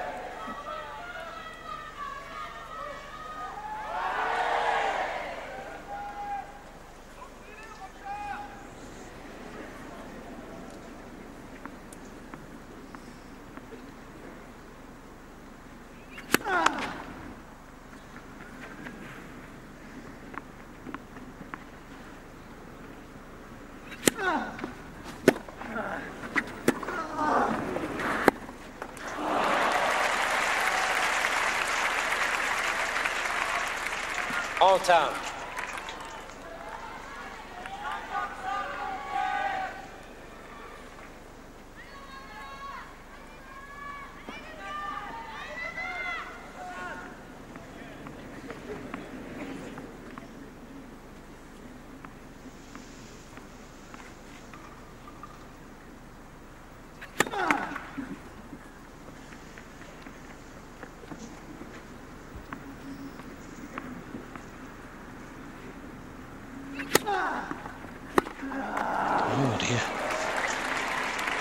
30. When the Federer forehand goes absent without leave, then he really has got problems. Extraordinary shot.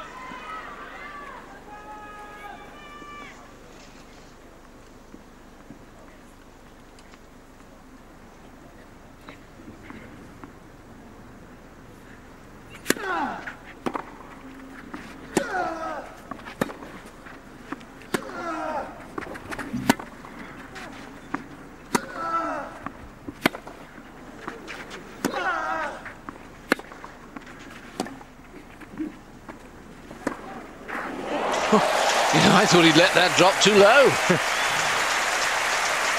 Looked like the wind took that and made it go shorter than he expected. Égalité. It's the Coupe of the Musketeers, the four Frenchmen who, of course, dominated world tennis at the start of the 1930s, for whom Roland Garros was built, so they could stage a Davis Cup challenge round, final round.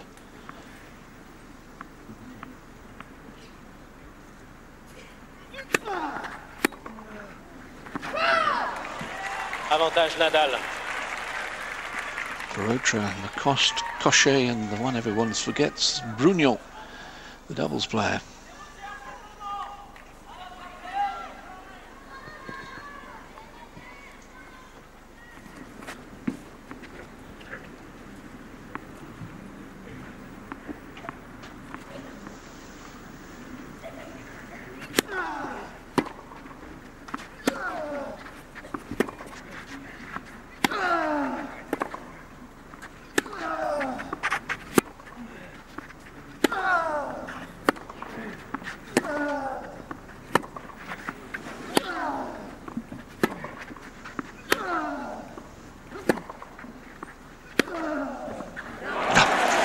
Well, we admire some of the Federer forehands, but that's as good as any of them.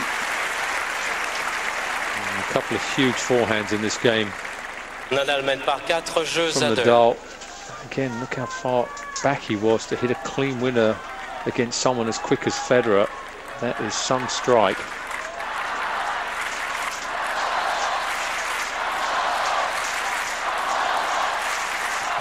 Nadal, some people chant, others Roger.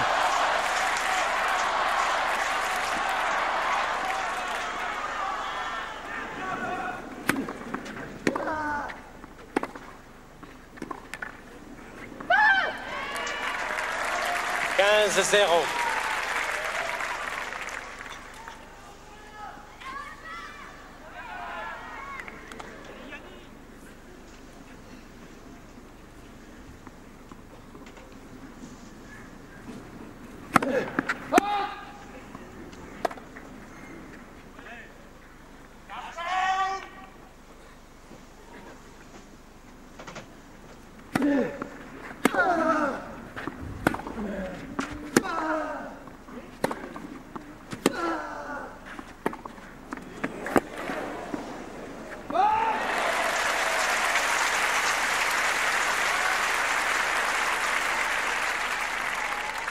Zéro.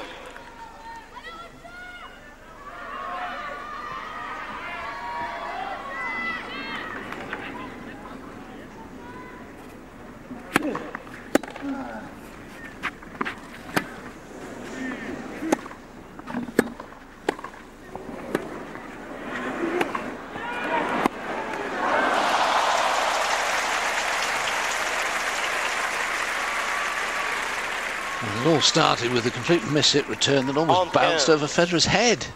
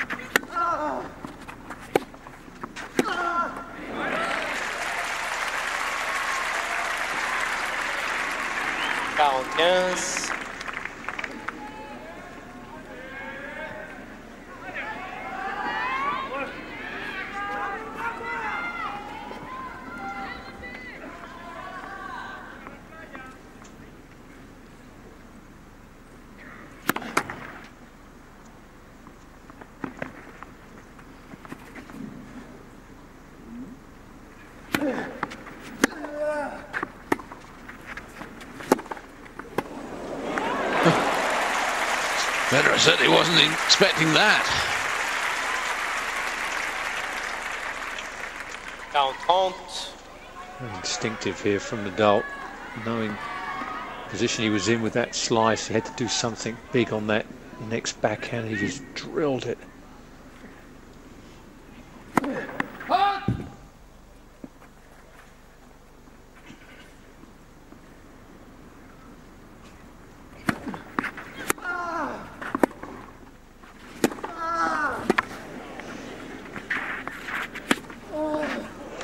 Too good. And once again, Federer ahead in a game is pegged back. It's been the story of the last 45 minutes. Égalité.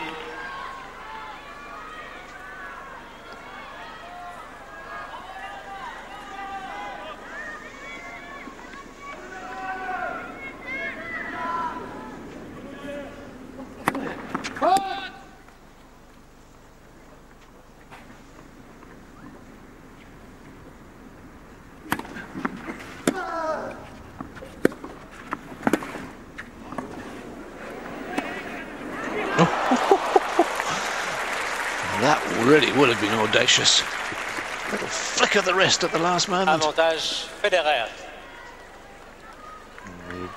Forehand makes you play, dips it. Good half volley from Federer. Yeah, that one would have Federer not have been happy if that one had gone in. That was a big point too.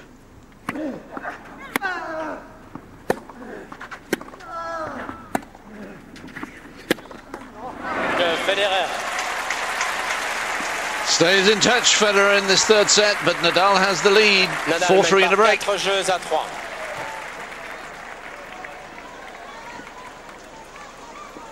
I mean, you just get this feeling now that Nadal is sort of at a level where it doesn't look like he's going to change much from that level. He's in a good groove now. He looks very confident. He's hitting the ball on the rise and not allowing Federer to get a good jump start in these rallies. He's almost cut the unforced errors out now in comparison to what it certainly was in the first set.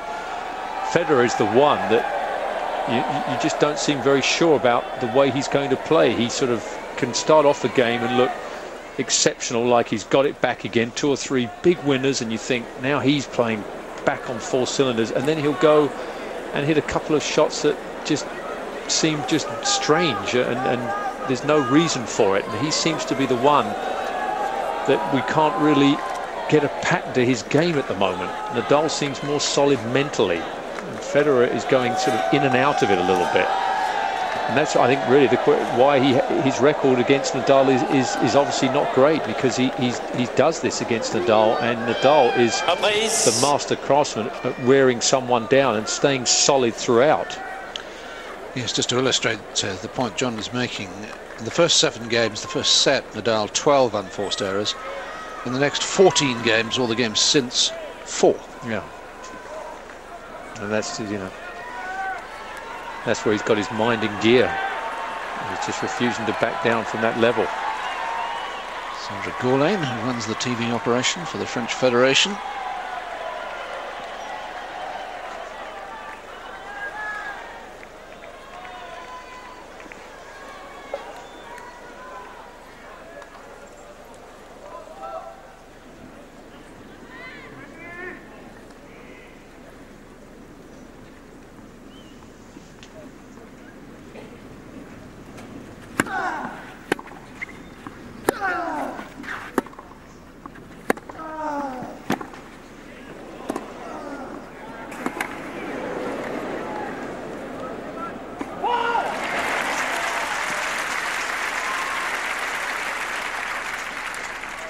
Zero.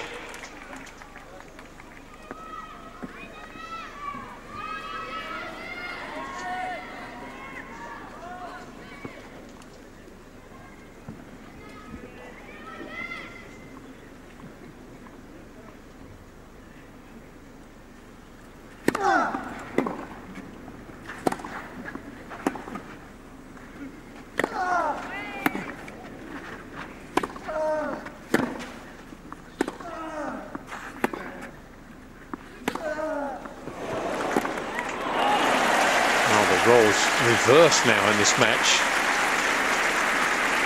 of who is the aggressive player out here. 30-0. Federer is the road runner at the moment. He's the one 5-6 feet behind the baseline.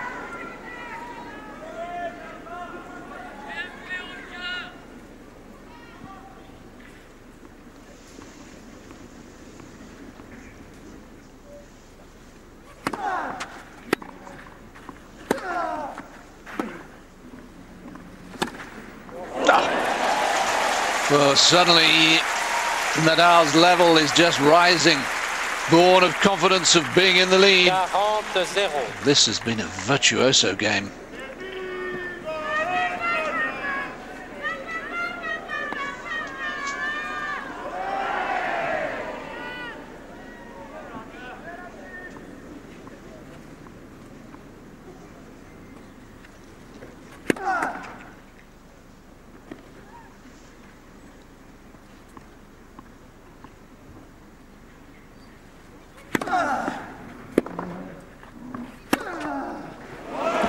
Stunning game. Nadal. Nadal mène par 5-3. Was a love game for Rafael Nadal, and he's one game away from taking a 2-1 lead.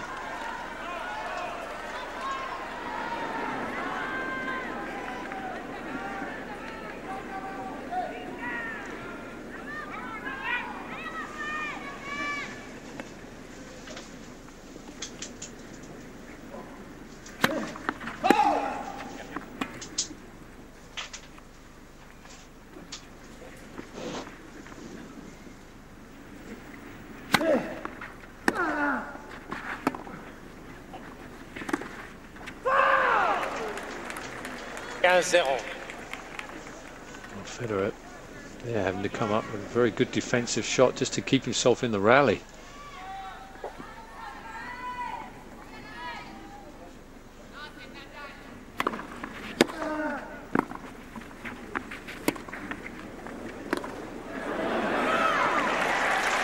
Well, Federer couldn't have hit a better volley than that, but suddenly Nadal is now in the zone. He's just getting everything.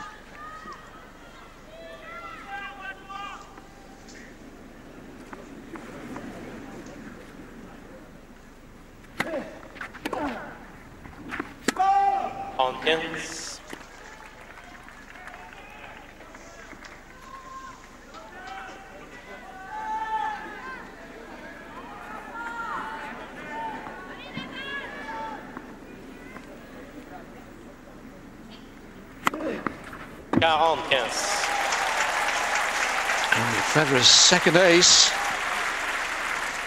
and the first since the first set.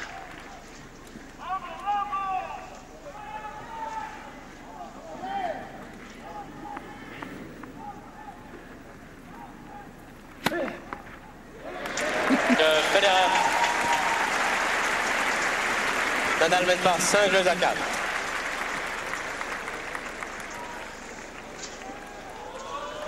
By 4 then, Nadal will serve for 2-1 lead. Looking forward to this game. This game, looking forward to.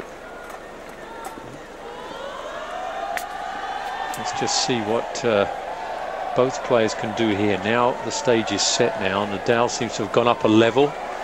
Federer just holding on, played a good service game there. Make or break for him now to break back. And this is we're starting to see some tennis now that we've been looking forward to. The last 4 or 5 games, some exceptional stuff, particularly from Nadal, who really has, for me, the best set and a half he's played in the whole championship, because he has not been that impressive, really. I mean, he's won all his matches, but his length has been better. He's been more aggressive from the start of the rally, not just content to sort of wait for the opponents to make mistakes. And Federer now, what a match on his hands. Got the wave going here, which could go on for 10 minutes. You never know. They always choose the end of a set when they know they're going to have the maximum impact, as the crowd in Roland Garros. And they'll stop when they're ready. hopefully it won't be too long. This is what you'll call rather an important game coming up. It's Emily Maresma, who once again failed here, still hasn't got past the quarterfinals.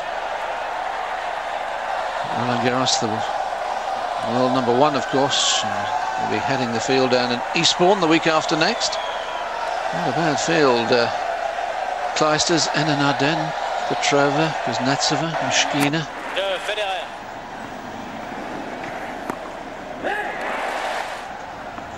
Well, the French director clearly realises this is going on for a bit, because he's decided this is the moment to put in a highlights package.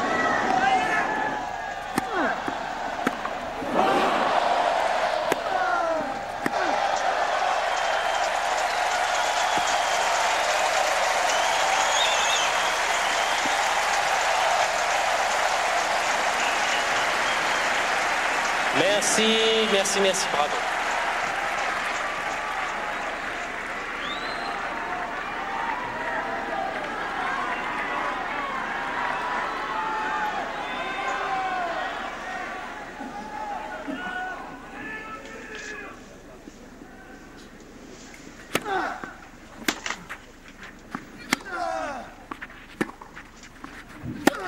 Vicky, too interactive. Can you just confirm that the pictures have gone to black? Vicky, too interactive. Hello? Have your pictures gone to black? 0-15.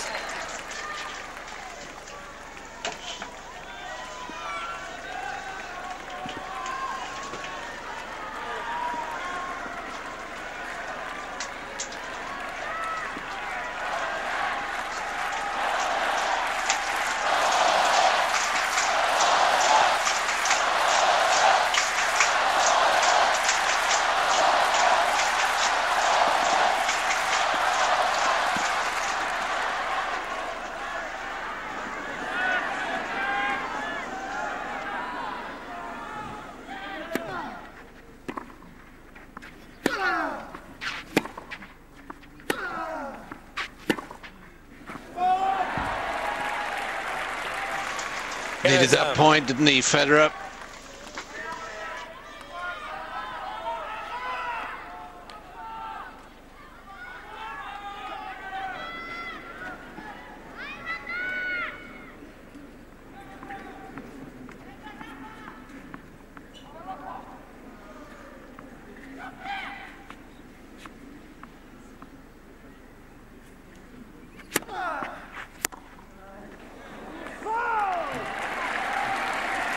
Mesdames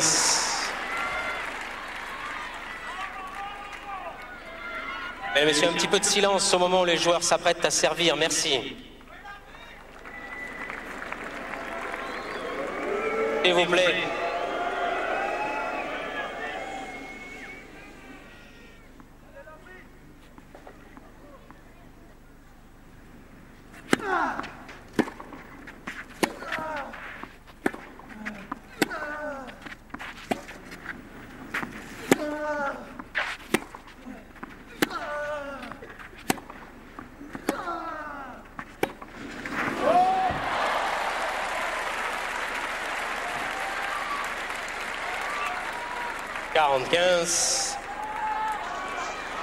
Two set points then to take a 2-1 lead.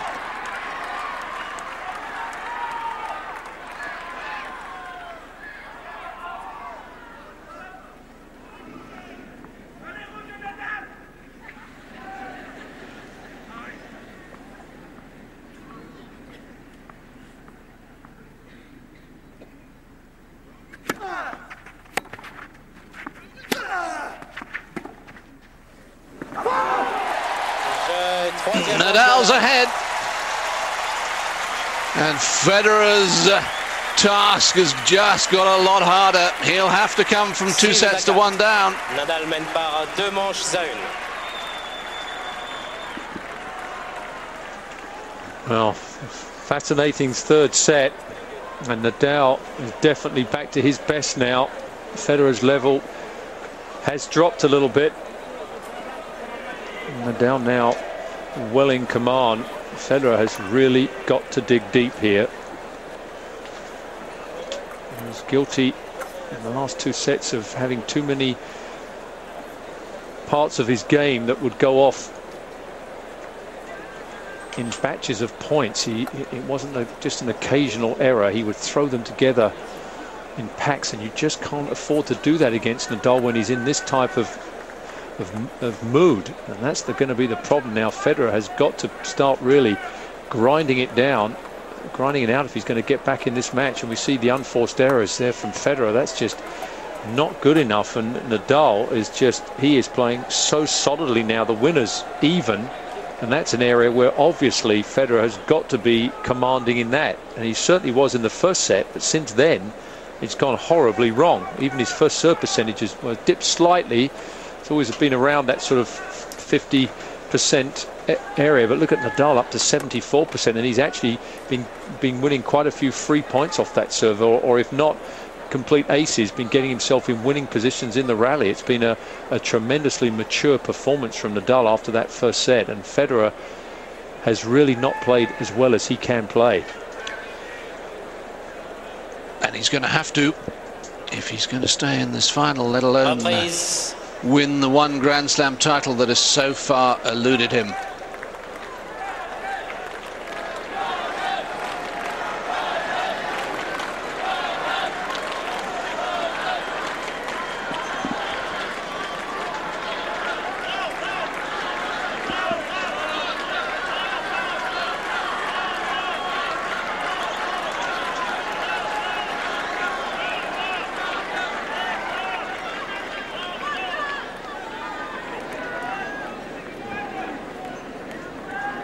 Quatrième manche.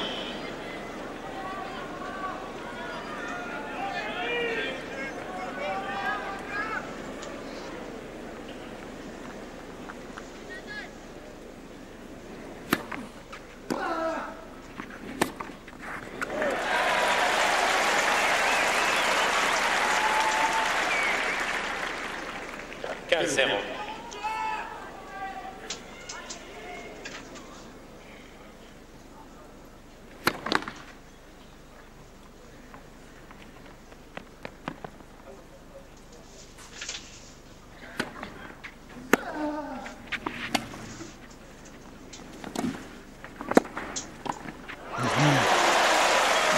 Confidence is just flowing through the veins of Nadal now. I think that sort of slice where he brings Nadal in, he needs to go to the backhand side, not the forehand. He can get too much pace on that whip forehand. Oh,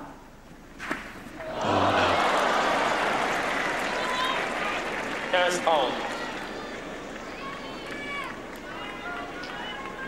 It's never an easy volley when you're volleying off no pace from below the height of the net, but the sort of shot you expect Federer to make.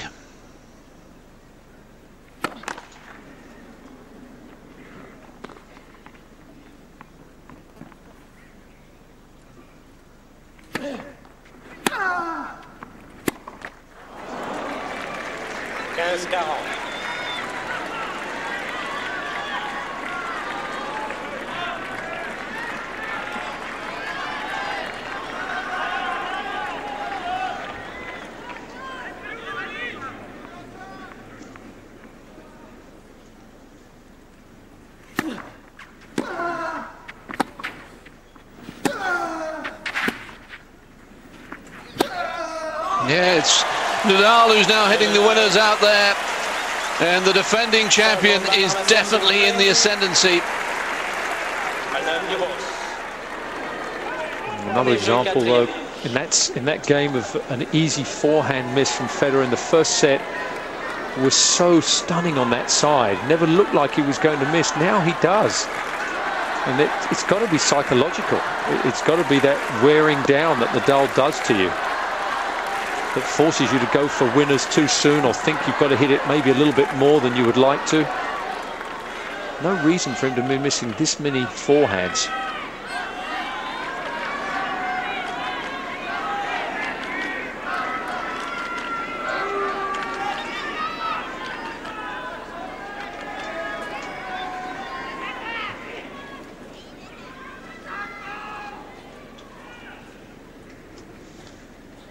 New balls in play.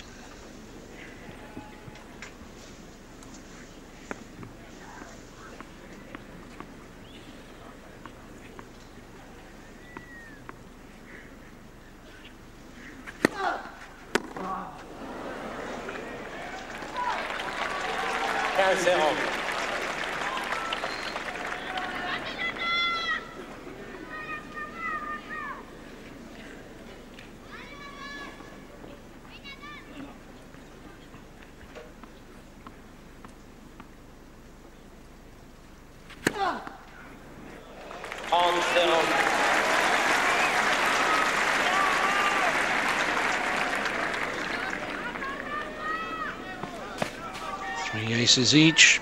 Another statistic that you wouldn't have expected, really.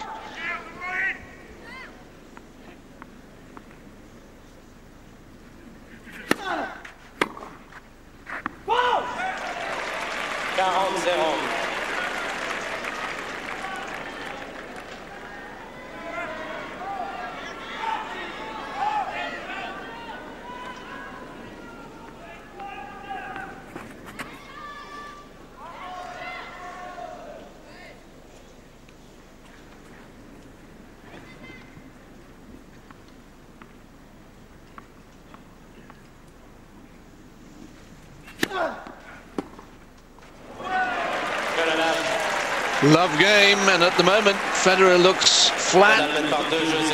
He looks beaten. He does. He's letting this go too easily. Haven't heard any verbal sort of stuff with him, and okay, he's not the, doesn't normally go that crazy out there, but sometimes he'll shout a bit if he misses an easy ball. If he hits a winner, there's been almost no expressions in that way at all.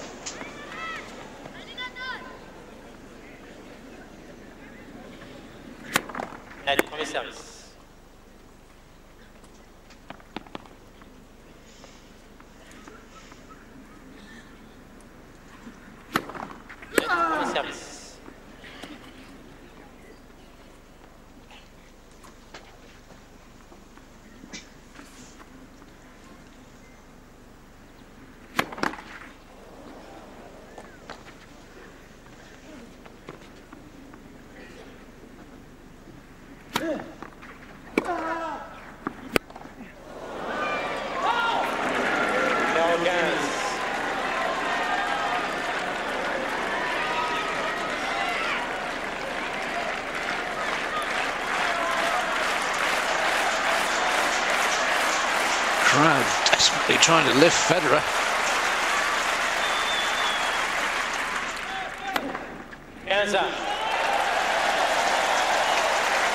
The ace greeted as if he'd won the match.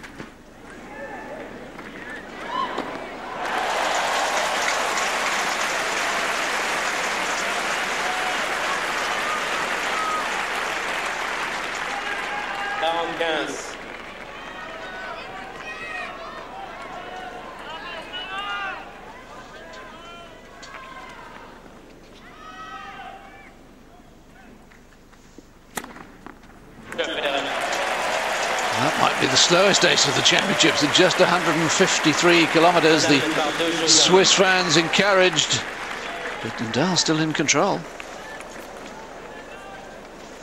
Yeah, it's quite extraordinary the way this match has gone. It's for me that someone of his stature, Roger Federer, and experience, you know, he's let this go. I mean, obviously the match is not over with yet, but he's let this go a little bit too easily. He hasn't competed the way that he should be at this level. Too many easy games when he's been down, just sort of handing a lot of errors out. And you know, you look back to all the great champions, and they would make it more difficult for Nadal. And at the moment, Nadal, got to give obviously a lot of credit. He's playing exceptionally well, but there's something too easy about it. Something in the finals of a slam. There's not enough sort of digging in here at the moment. I mean, are we getting to a situation now where Federer is Nadal's pigeon? I mean, well, this would be a 5th straight loss. As you say, it's not over yet. No, well, if he continues like this and loses this way, that's the worrying side, where he's not really even pushing him that much. That's what's the scary thought. Nadal's only 20 years old.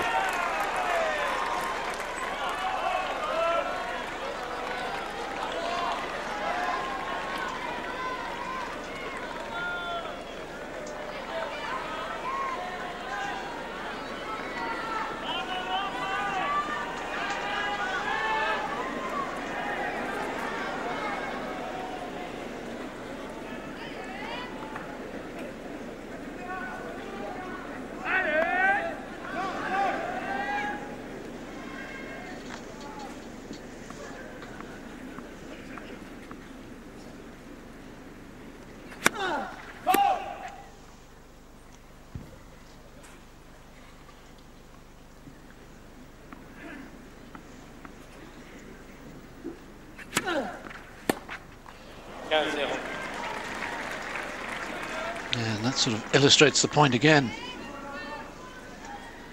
that Federer has got to find a way of digging very deep and forcing Nadal to win the match. At the moment, he's giving too many points away.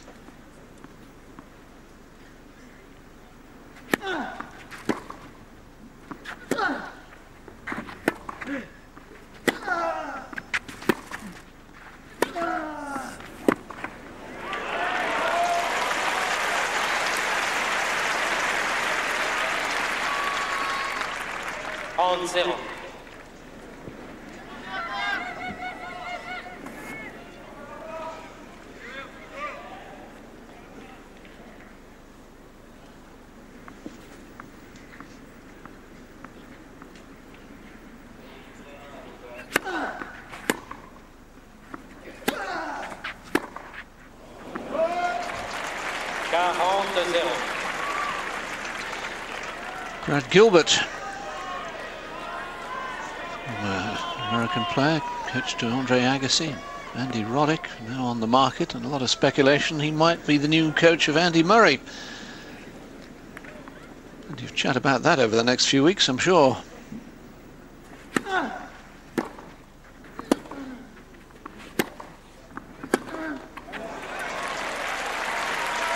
that's the first point that Nadal's lost on serve in this set.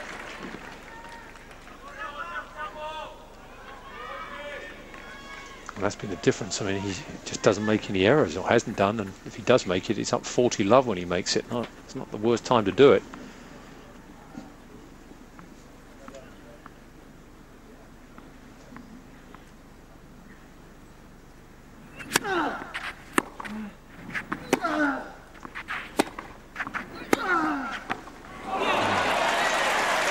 Well, that was a prayer approach shot.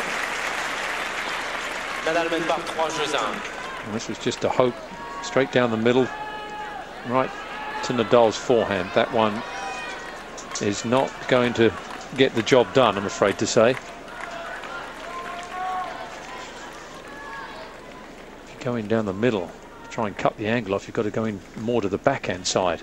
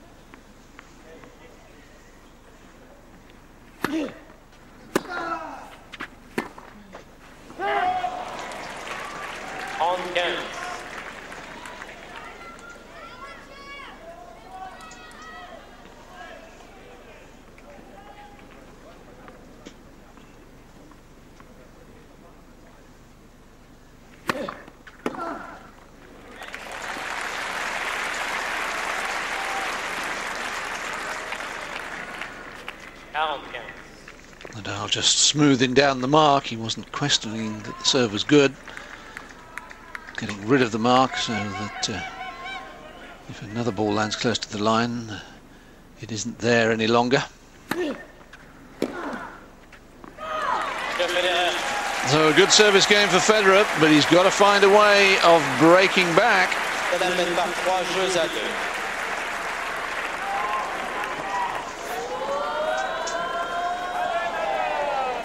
At the start of the match, John, we were talking obviously Federer's opportunity to book his place in history, sixth man to win all four majors and so on. I mean, he's, of course, can still come back, but should we be beginning now to start talking about Nadal? I mean, where is he in the great clay quarters of all time? Well, if he wins this one, there's won 2 French championships at 20 years old. I mean, he's got to win, just a couple more, and you'd have to put him right up there. I mean, obviously you think of Bjorn Borg as probably, I would say, the clay court supreme expert in the last 30, 40 years. But Nadal, if he can win this one at 20 years old, potentially you look at it and how many more could he win? I mean, it's a frightening prospect. He's only going to get better too. He's going to improve other parts of his game, and I don't know if he can get any stronger physically. I think that would be almost impossible. Yes. But he can still improve his serve, he can improve his volleys, maybe occasionally being a bit more aggressive, but that'd be a scary thought in getting much better on this surface.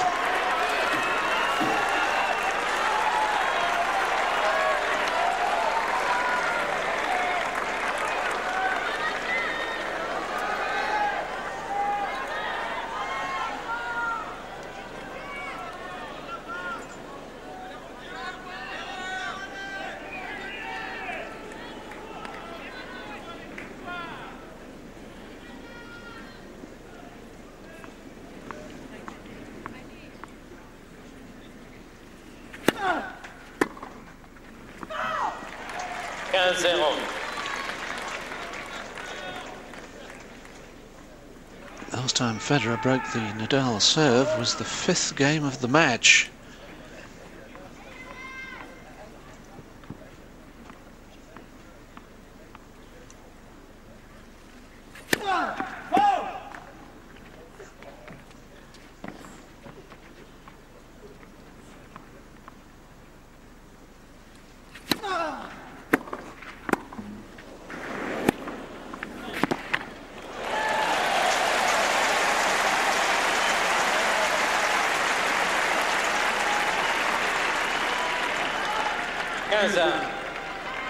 Huge forehand here. That was great racket head control from Nadal, just to keep himself back in the rally, make Federer hit one more shot. Improvised beautifully there.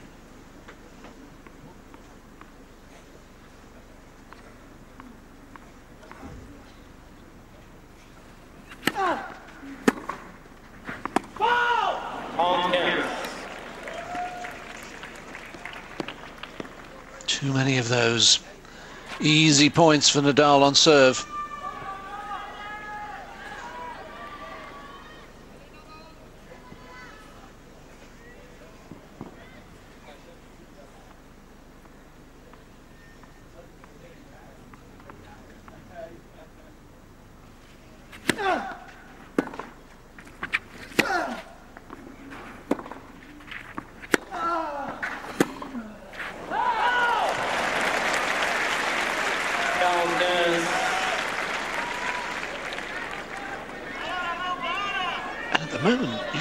It's almost inevitable, it appears, that Nadal's going to go on and win, just not being troubled on serve. Well, if it was anybody other than Federer, I would say this match is over. But with Federer, he can string winners together. But I mean, look at the unforced errors there. That is staggering.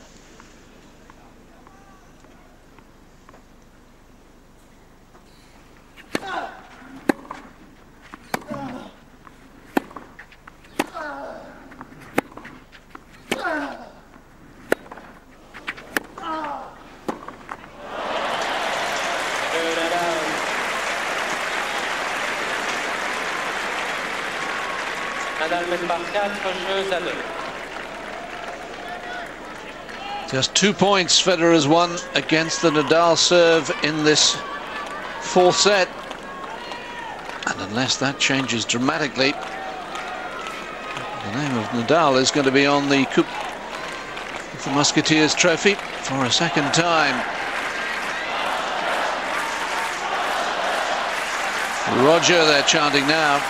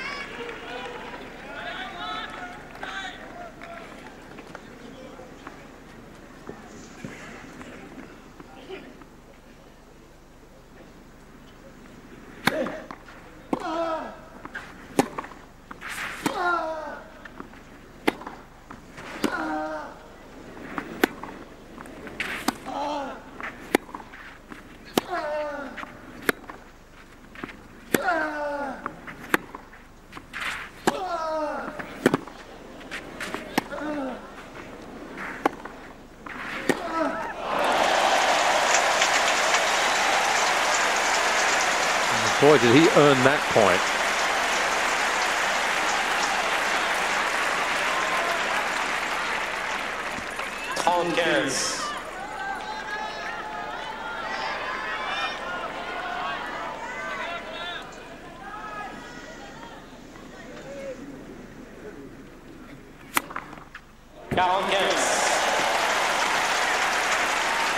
Ace number 5.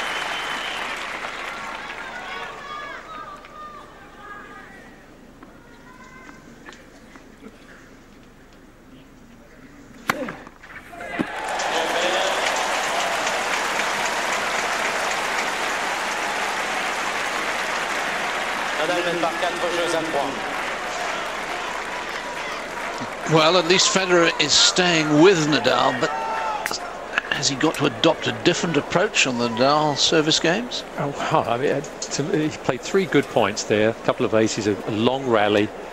He's back in it now a little bit. He's got to build on that. I mean, to me, he's just letting it go. So, I mean, for what you said about Federer, hasn't had broken serve till the 5th game, is what you said in the first. I mean, that with his return to serve and quite frankly with Nadal's first serve, I know he served well today, but come on, this is not a person that knocks you off the court with his serve. For someone like Federer not to have broken him since then, I mean, that's just staggering to me. And the body language, I know again he's not the most vocal person out there, but normally we hear something out when he's in a bit of problems, or if he's ahead there's an alley or something. To me it's almost like an acceptance out here, and he could just dig in deep here. I think his game plan is the same it's always been. I mean, why was he so successful in the first set? Because he was aggressive on the right shots. He wasn't giving away unforced errors after every 2nd or 3rd shot. That's what he's got to change. It's okay, it's not simple, but finals of a major championship's never simple, but he's got to do something right now.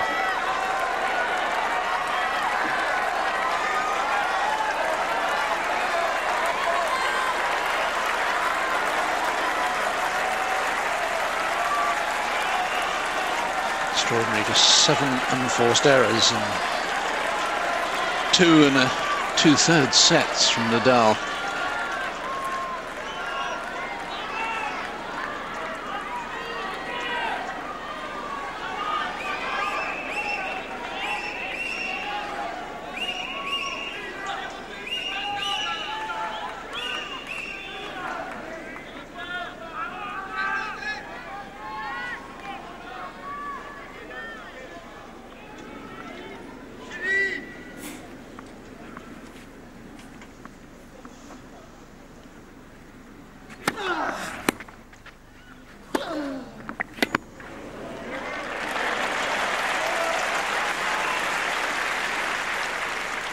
15-0. There is, of course, always another side to the equation, and this man has played so well since finding his form at the start of the second set.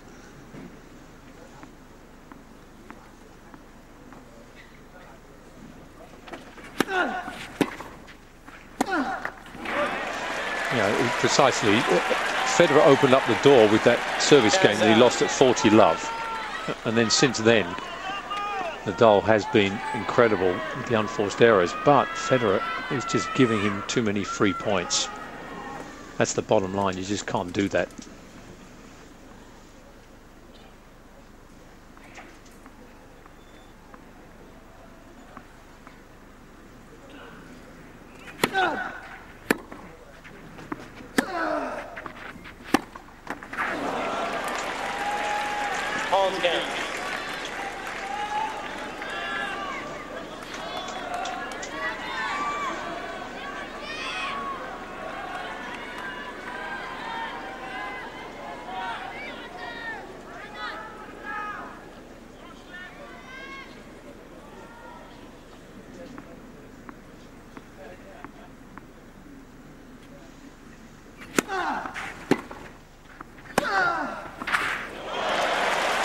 Too good there.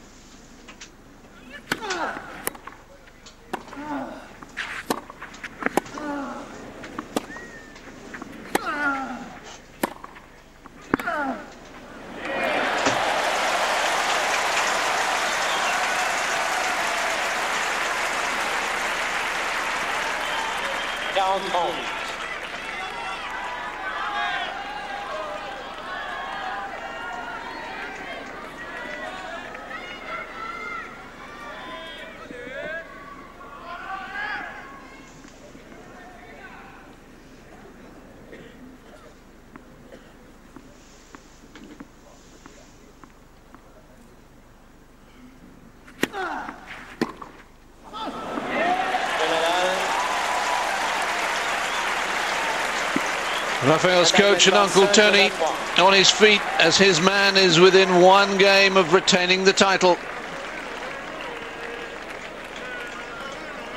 Tony Roach there, he must be thinking, what has gone on here? First set looking pretty. Oh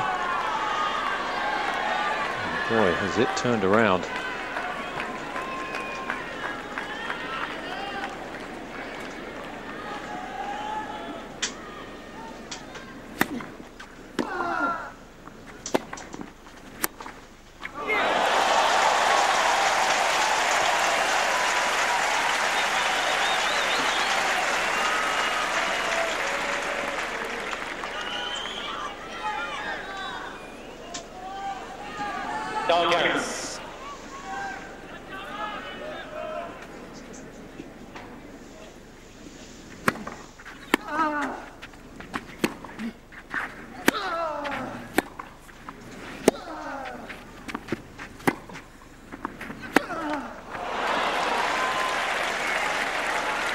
Looks as if Nadal wants to finish with a flourish if he possibly can.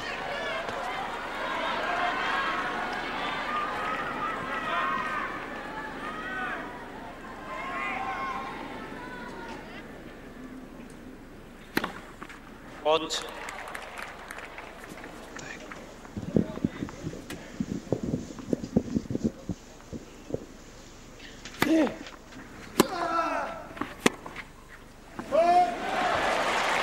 That was a shot that he handled well in the first set, a high one to his backhand with the heavy topspin forehand. Has not handled it very well since that first set and a half.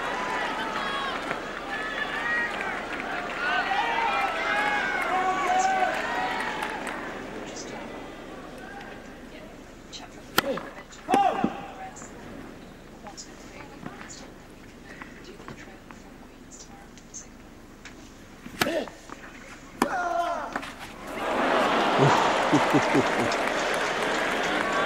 that could so easily have dribbled over.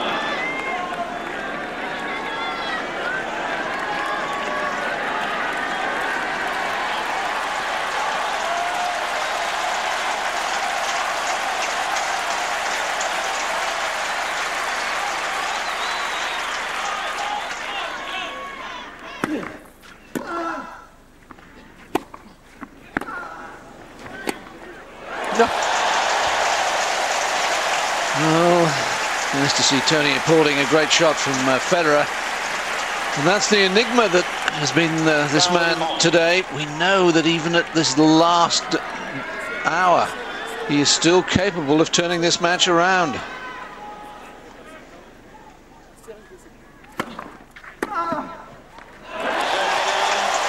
Nadal will have to serve it out. It's 5-4.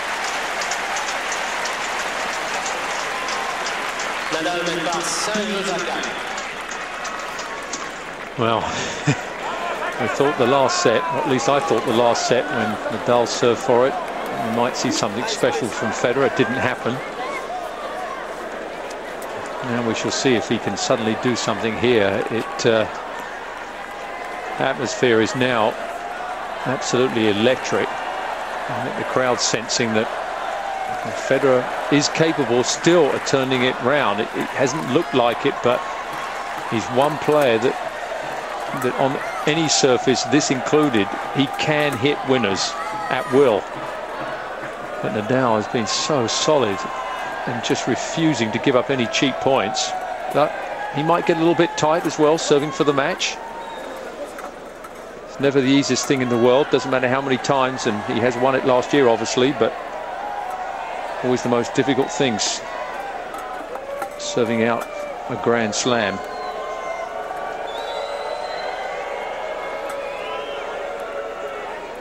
Does he still believe? That's the question.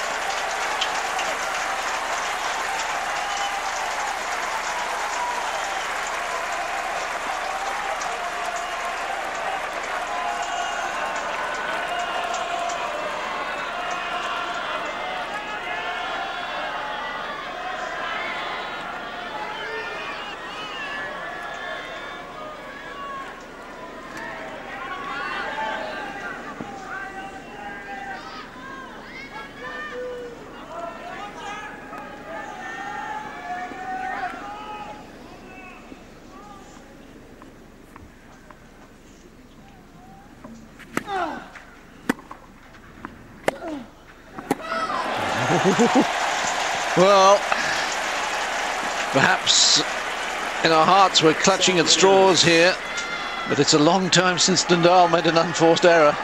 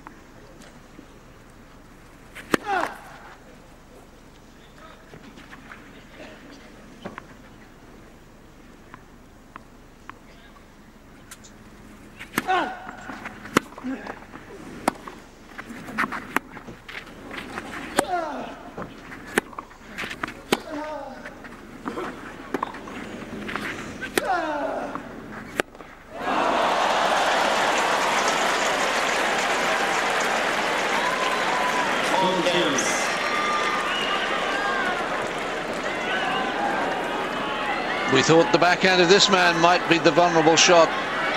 In fact, it's the backhand of Federer that has crumbled.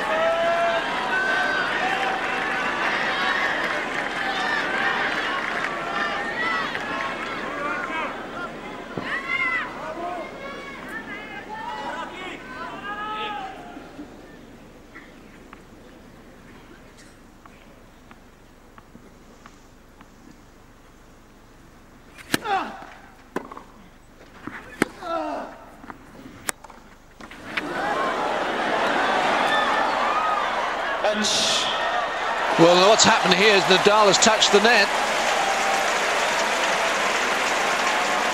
In running down that extraordinary net cord. I've never seen a net cord bounce this high. He's followed through and touched the net.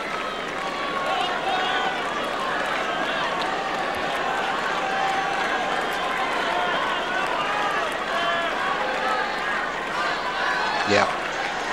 Right foot just hit the bottom of the net. 30-all.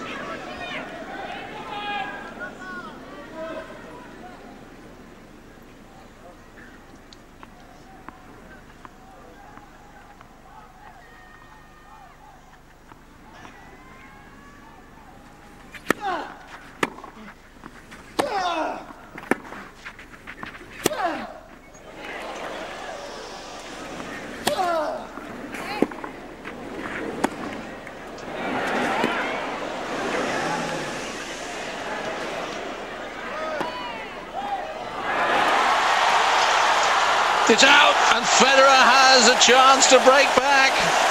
Oh, that's the sort of rally we've been waiting 2 3/4 hours for. Staggering point. Federer on the defence most of that rally. And then the drop shot, the wrong time from Nadal.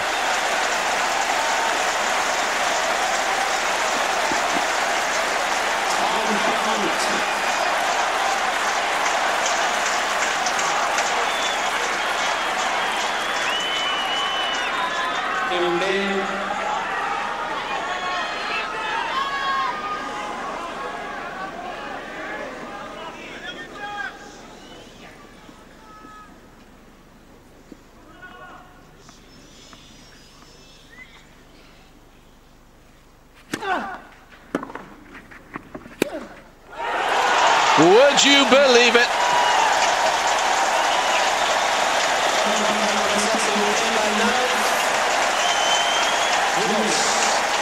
But that is the glory of the tennis scoring system. You can be down and out, and he was. And suddenly there's a whole different atmosphere to this contest. Incredible. And there were a couple of points in there in that game that Federer just refused to accept defeat there. Defended so well. That's what he's been lacking. Making Nadal play one more shot.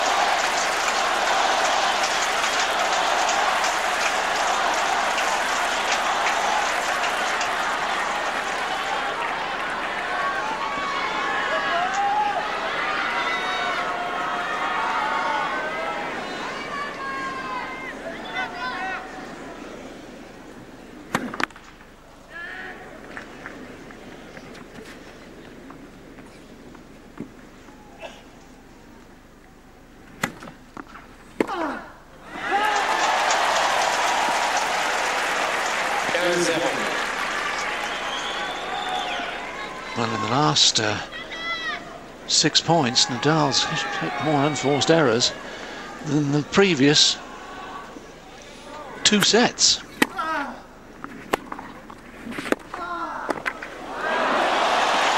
Oh, he almost got that too.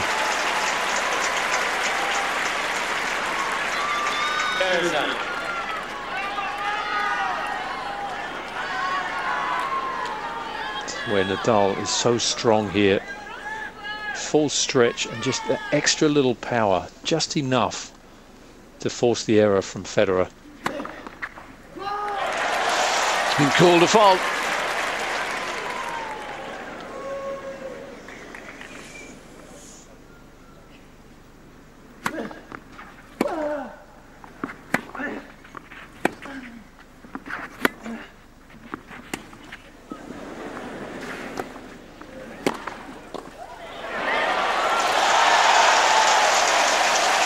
Another badly timed drop shot there from Nadal. It's too high. Federer onto that in a flash. Still had to make a good reflex volley though.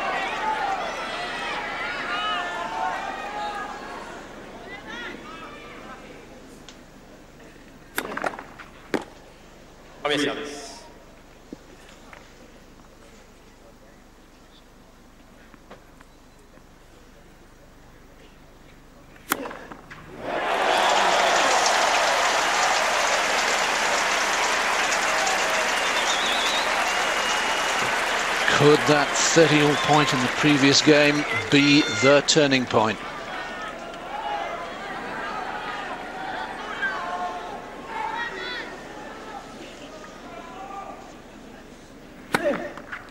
Out.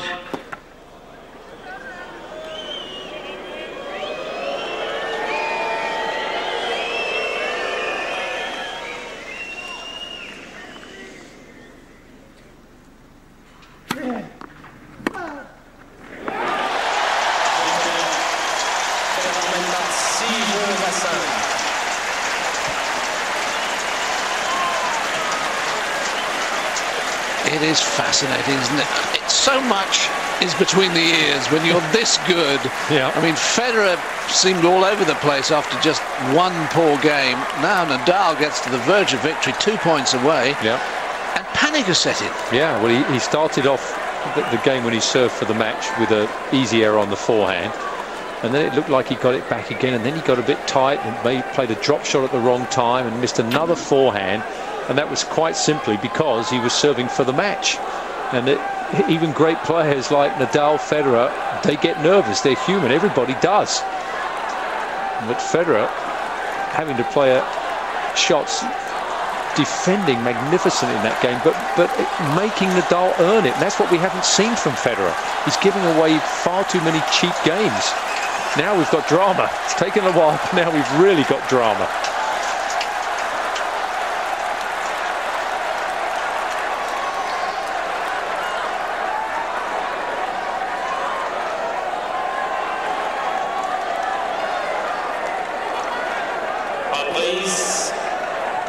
A moment ago, Nadal was serving for the title.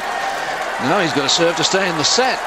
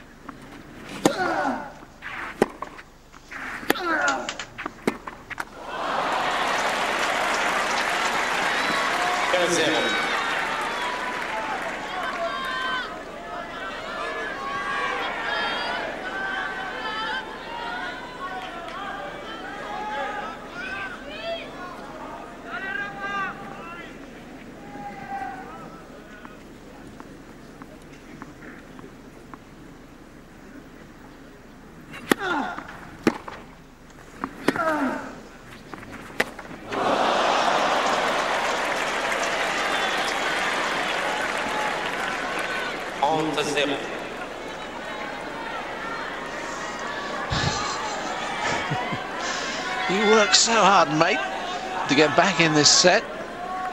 Now what are you doing again?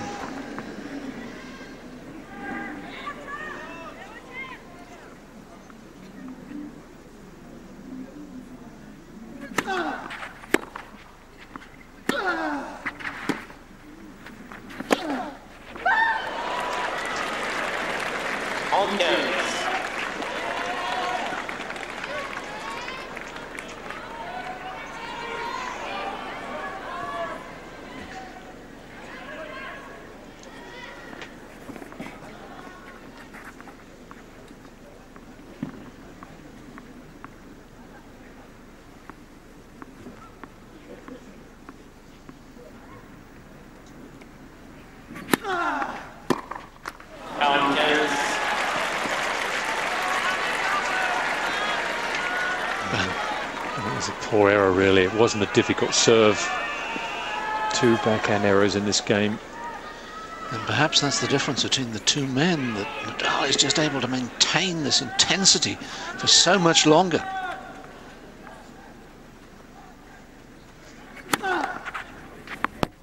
Service.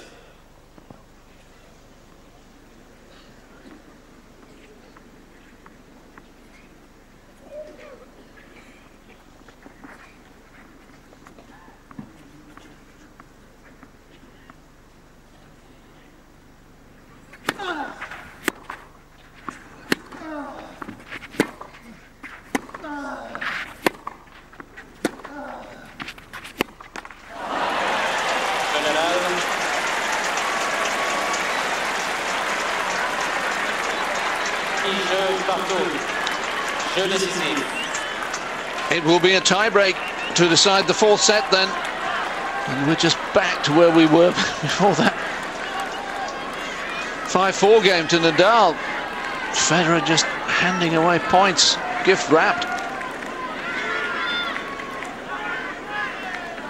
Tie-break record between the two of them is Nadal 3, Federer 2.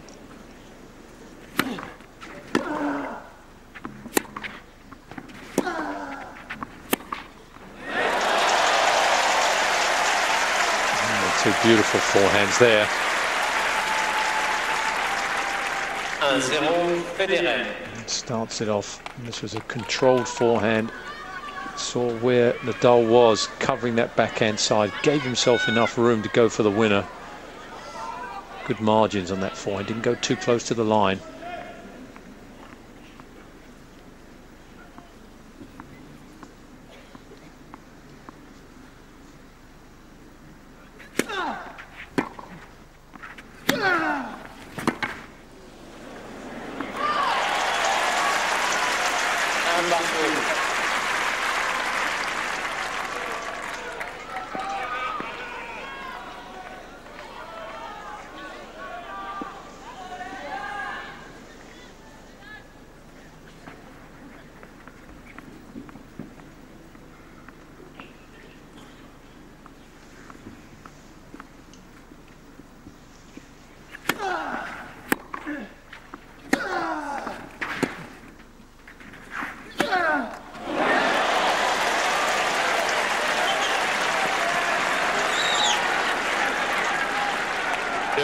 Federer.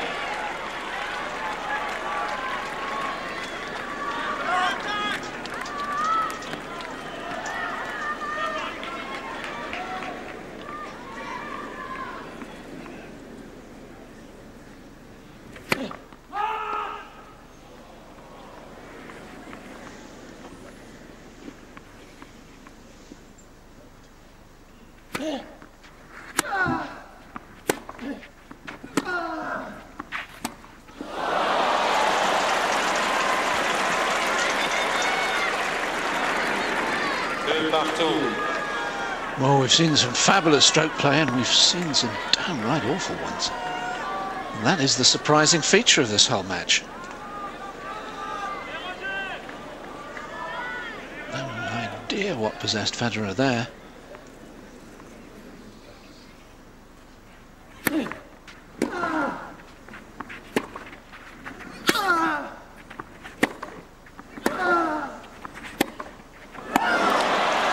Nadal wins both points against the Federer serve and moves ahead.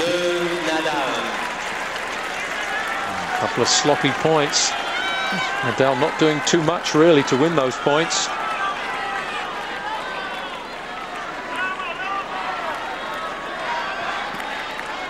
And that's about as much emotion as we've seen from Federer today.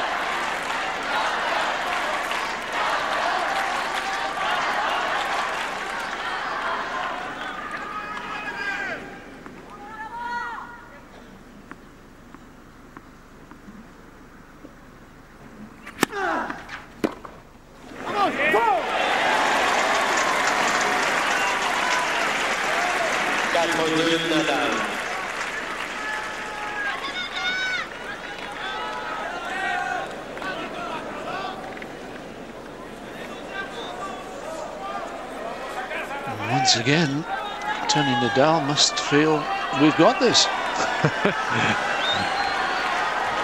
I don't think he's feeling that right now.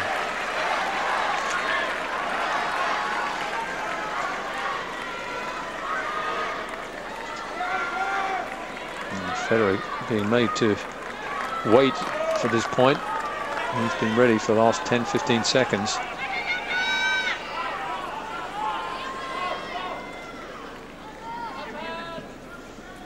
Umpire not going to give him a warning at this stage of the match, I don't think.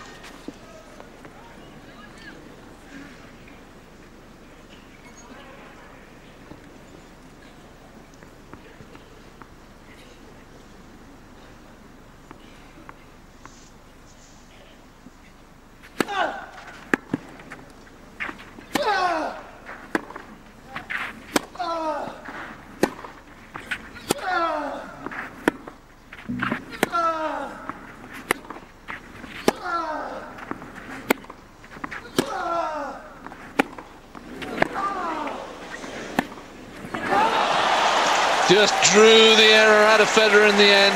He just can't get the ball away from Nadal. Certainly had opportunities in this rally. It's a lot of half-court shots. And just having to hit one more.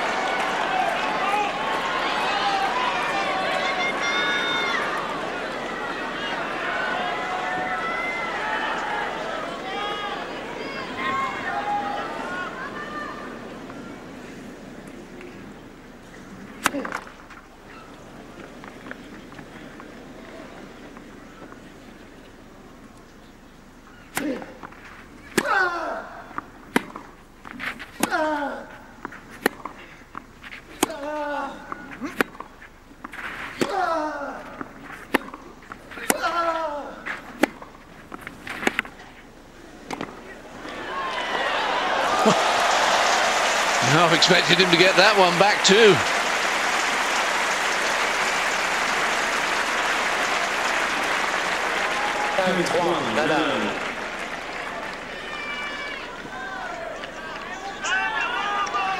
We've reached the 3-hour mark.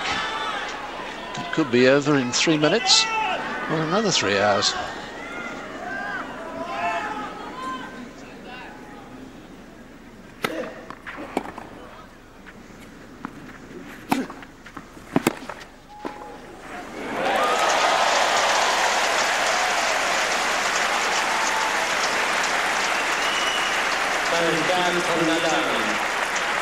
He led 5-4 in the set.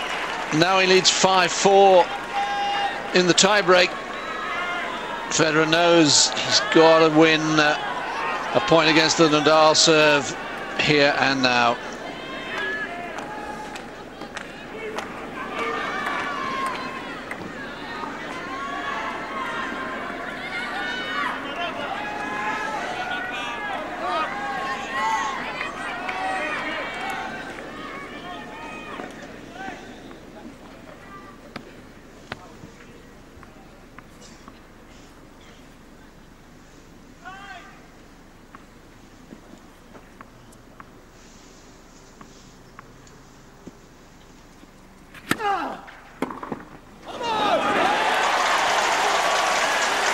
Two championship points.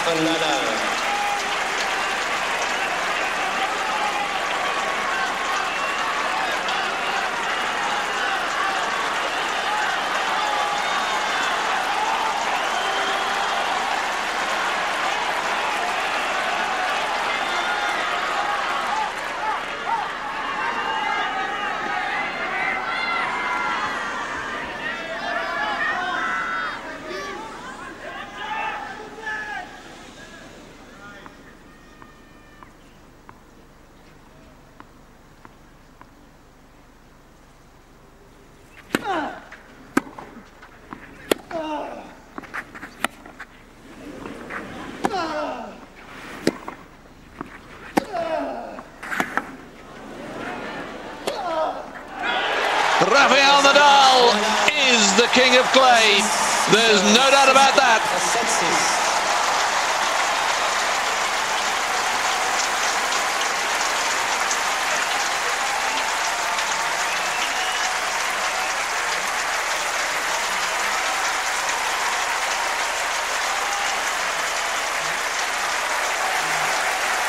60 straight wins now on this surface. And if he can take this sort of form into the hard courts, where he's beaten Federer earlier this year in Dubai, he could well challenge Roger for the #1 spot at the end of the year.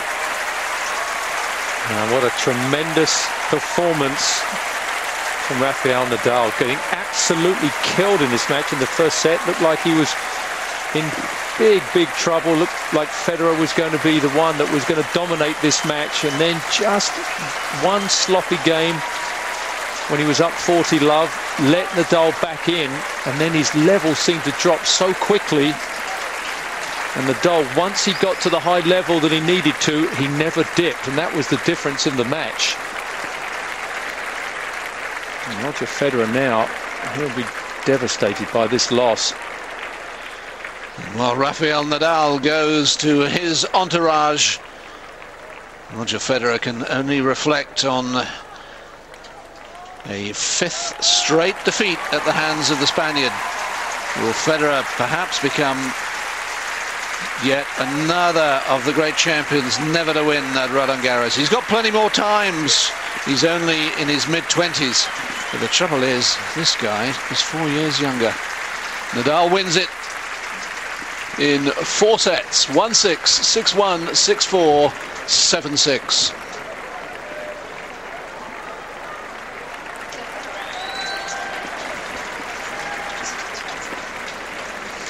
And I think the whole thing with Roger Federer is the question is that he doesn't seem to be able to sustain the amount of winners that he needs to beat Nadal. That's the problem. I think a lot of it is becoming psychological, because, you know, certainly in the first set he showed that he could do that. The game plan was perfect, but he can't keep that level up. And then when his level drops, it drops alarmingly. It doesn't just sort of go slightly below and then he gets it back up again. It is a dramatic drop, and he doesn't do this on hard courts, he doesn't do it on rebound days, he doesn't do it on grass, because I think he gets enough cheap points there, you know, with his serve and other parts of his game, that if he has occasional dips, it's okay. But on clay against Nadal, you've got to be constant, and he's not constant enough to win. Something that he has to improve. He can't make this many errors if he's going to beat Nadal.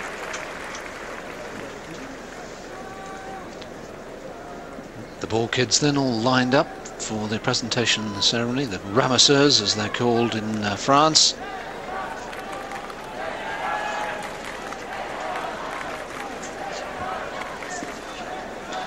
Those are the statistics, and you just look at the equation. I mean, 51 to 28 unforced errors. Yeah. And even at the end, when Federer broke back, when Nadal served for the match, you just thought it might energise Federer, and yet in the tie-break and with Nadal serving at 5-6, it was sort of back to the sloppiness almost. I thought he looked very flat. I must say, I know he's not the most emotional player out here, but there was very few come-ons from him at all. Difícil, muy difícil. Creo que Roger a lo mejor se merecía más la victoria en este momento, porque creo que empezaba jugando mucho mejor que yo. He tenido suerte en el segundo juego del segundo set, y a partir de ahí me he metido en el partido y el partido se ha equilibrado. Y entre el año pasado y este año, ¿qué es el mejor? Los dos son extraordinarios, ¿no? No, los dos son increíbles, pero la verdad que no. That's the coach, manager embracing. Gracias, Rafael Nadal. Bravo, champion. Well, Roger Federer had a court book tomorrow at 2 o'clock at Halle on the grass to get ready. I don't know whether he'll be keeping that date now after this loss.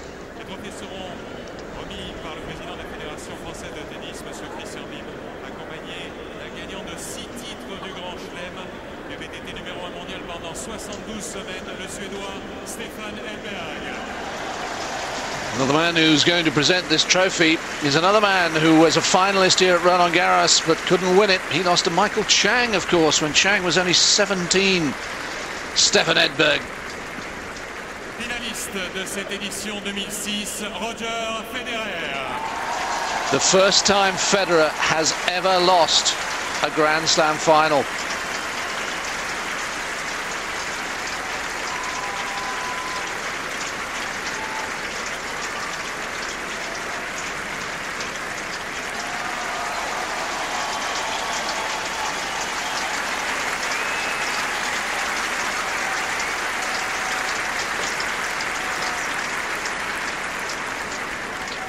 vainqueur de la finale homme 2006 et il remporte là son deuxième titre du Grand Chelem, son deuxième titre ici à Roland-Garros, Rafael Nadal. His record at Roland Garros is now played 14, won 14. The champion of the French Open for a second time, Rafael Nadal. Receiving the trophy from Stefan Edberg and from Christian Beam, the president of the French Federation. How many more times will we witness this scene? At 20, he's going to have a whole host of more opportunities. Ladies and gentlemen, please rise for the Spanish national anthem.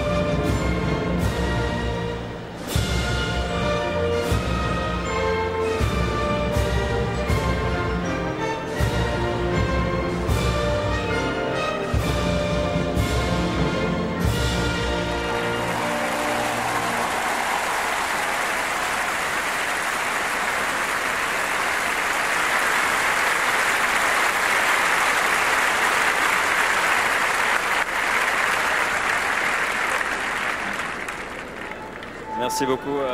J'aimerais d'abord féliciter Raphaël qui a fait pas seulement un match mais un tournoi extraordinaire et toute la saison de terre battue. Alors il mérite complètement de gagner ce tournoi. Bravo. Saying that Rafael's had an extraordinary season on the clay. He thoroughly deserves to be the champion here again. Generous as always, Federer. Pour moi le tournoi il était bien aussi. For me, the tournament's been a good one as well. C'est une première pour moi aussi d'être en finale. Alors, je suis vraiment aussi très content. C'est dommage bien sûr, mais je vais revenir l'année prochaine. He's content to have reached his first final. Obviously very sad not to have won it.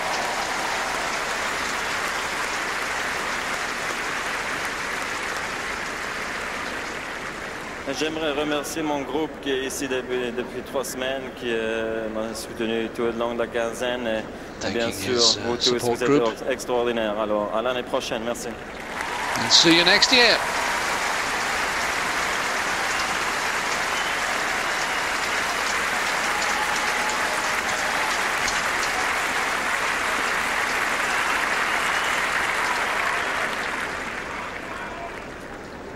Buenas tardes. Primero me gustaría también felicitar a Roger, no solo por esta final, que la verdad que es el rival más increíble que me he enfrentado en mi vida. Que c'était une grande finale encore pour moi, un moment incroyable de ma vie.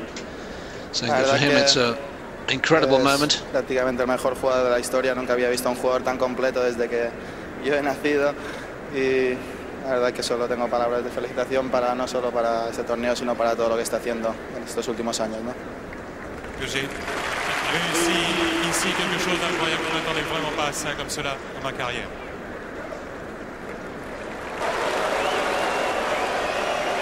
Well, that was a somewhat shortened translation, which is why Mark Murray's getting the bird.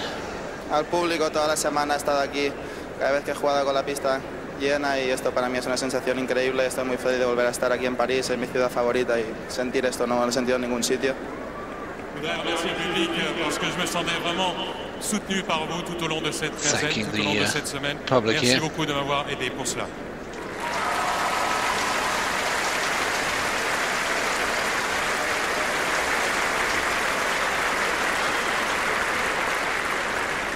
Agradecer a toda mi familia, especialmente a mi tío Tony, mi padre, mi madre, a la que he pasado momentos difíciles a principio de año y nunca me hubiese podido imaginar estar aquí y la verdad que gracias a todos, ¿no? Thanking his family, his uncle, his coach, thanking them for everything they've done for him.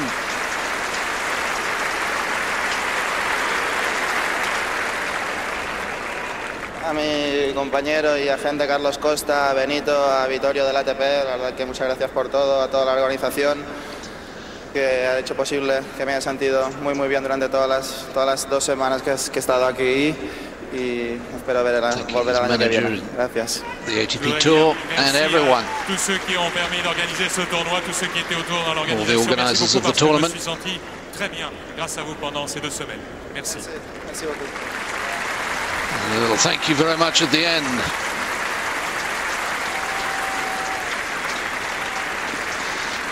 L'arbitre de chef de cette finale, M. Cédric Mourier.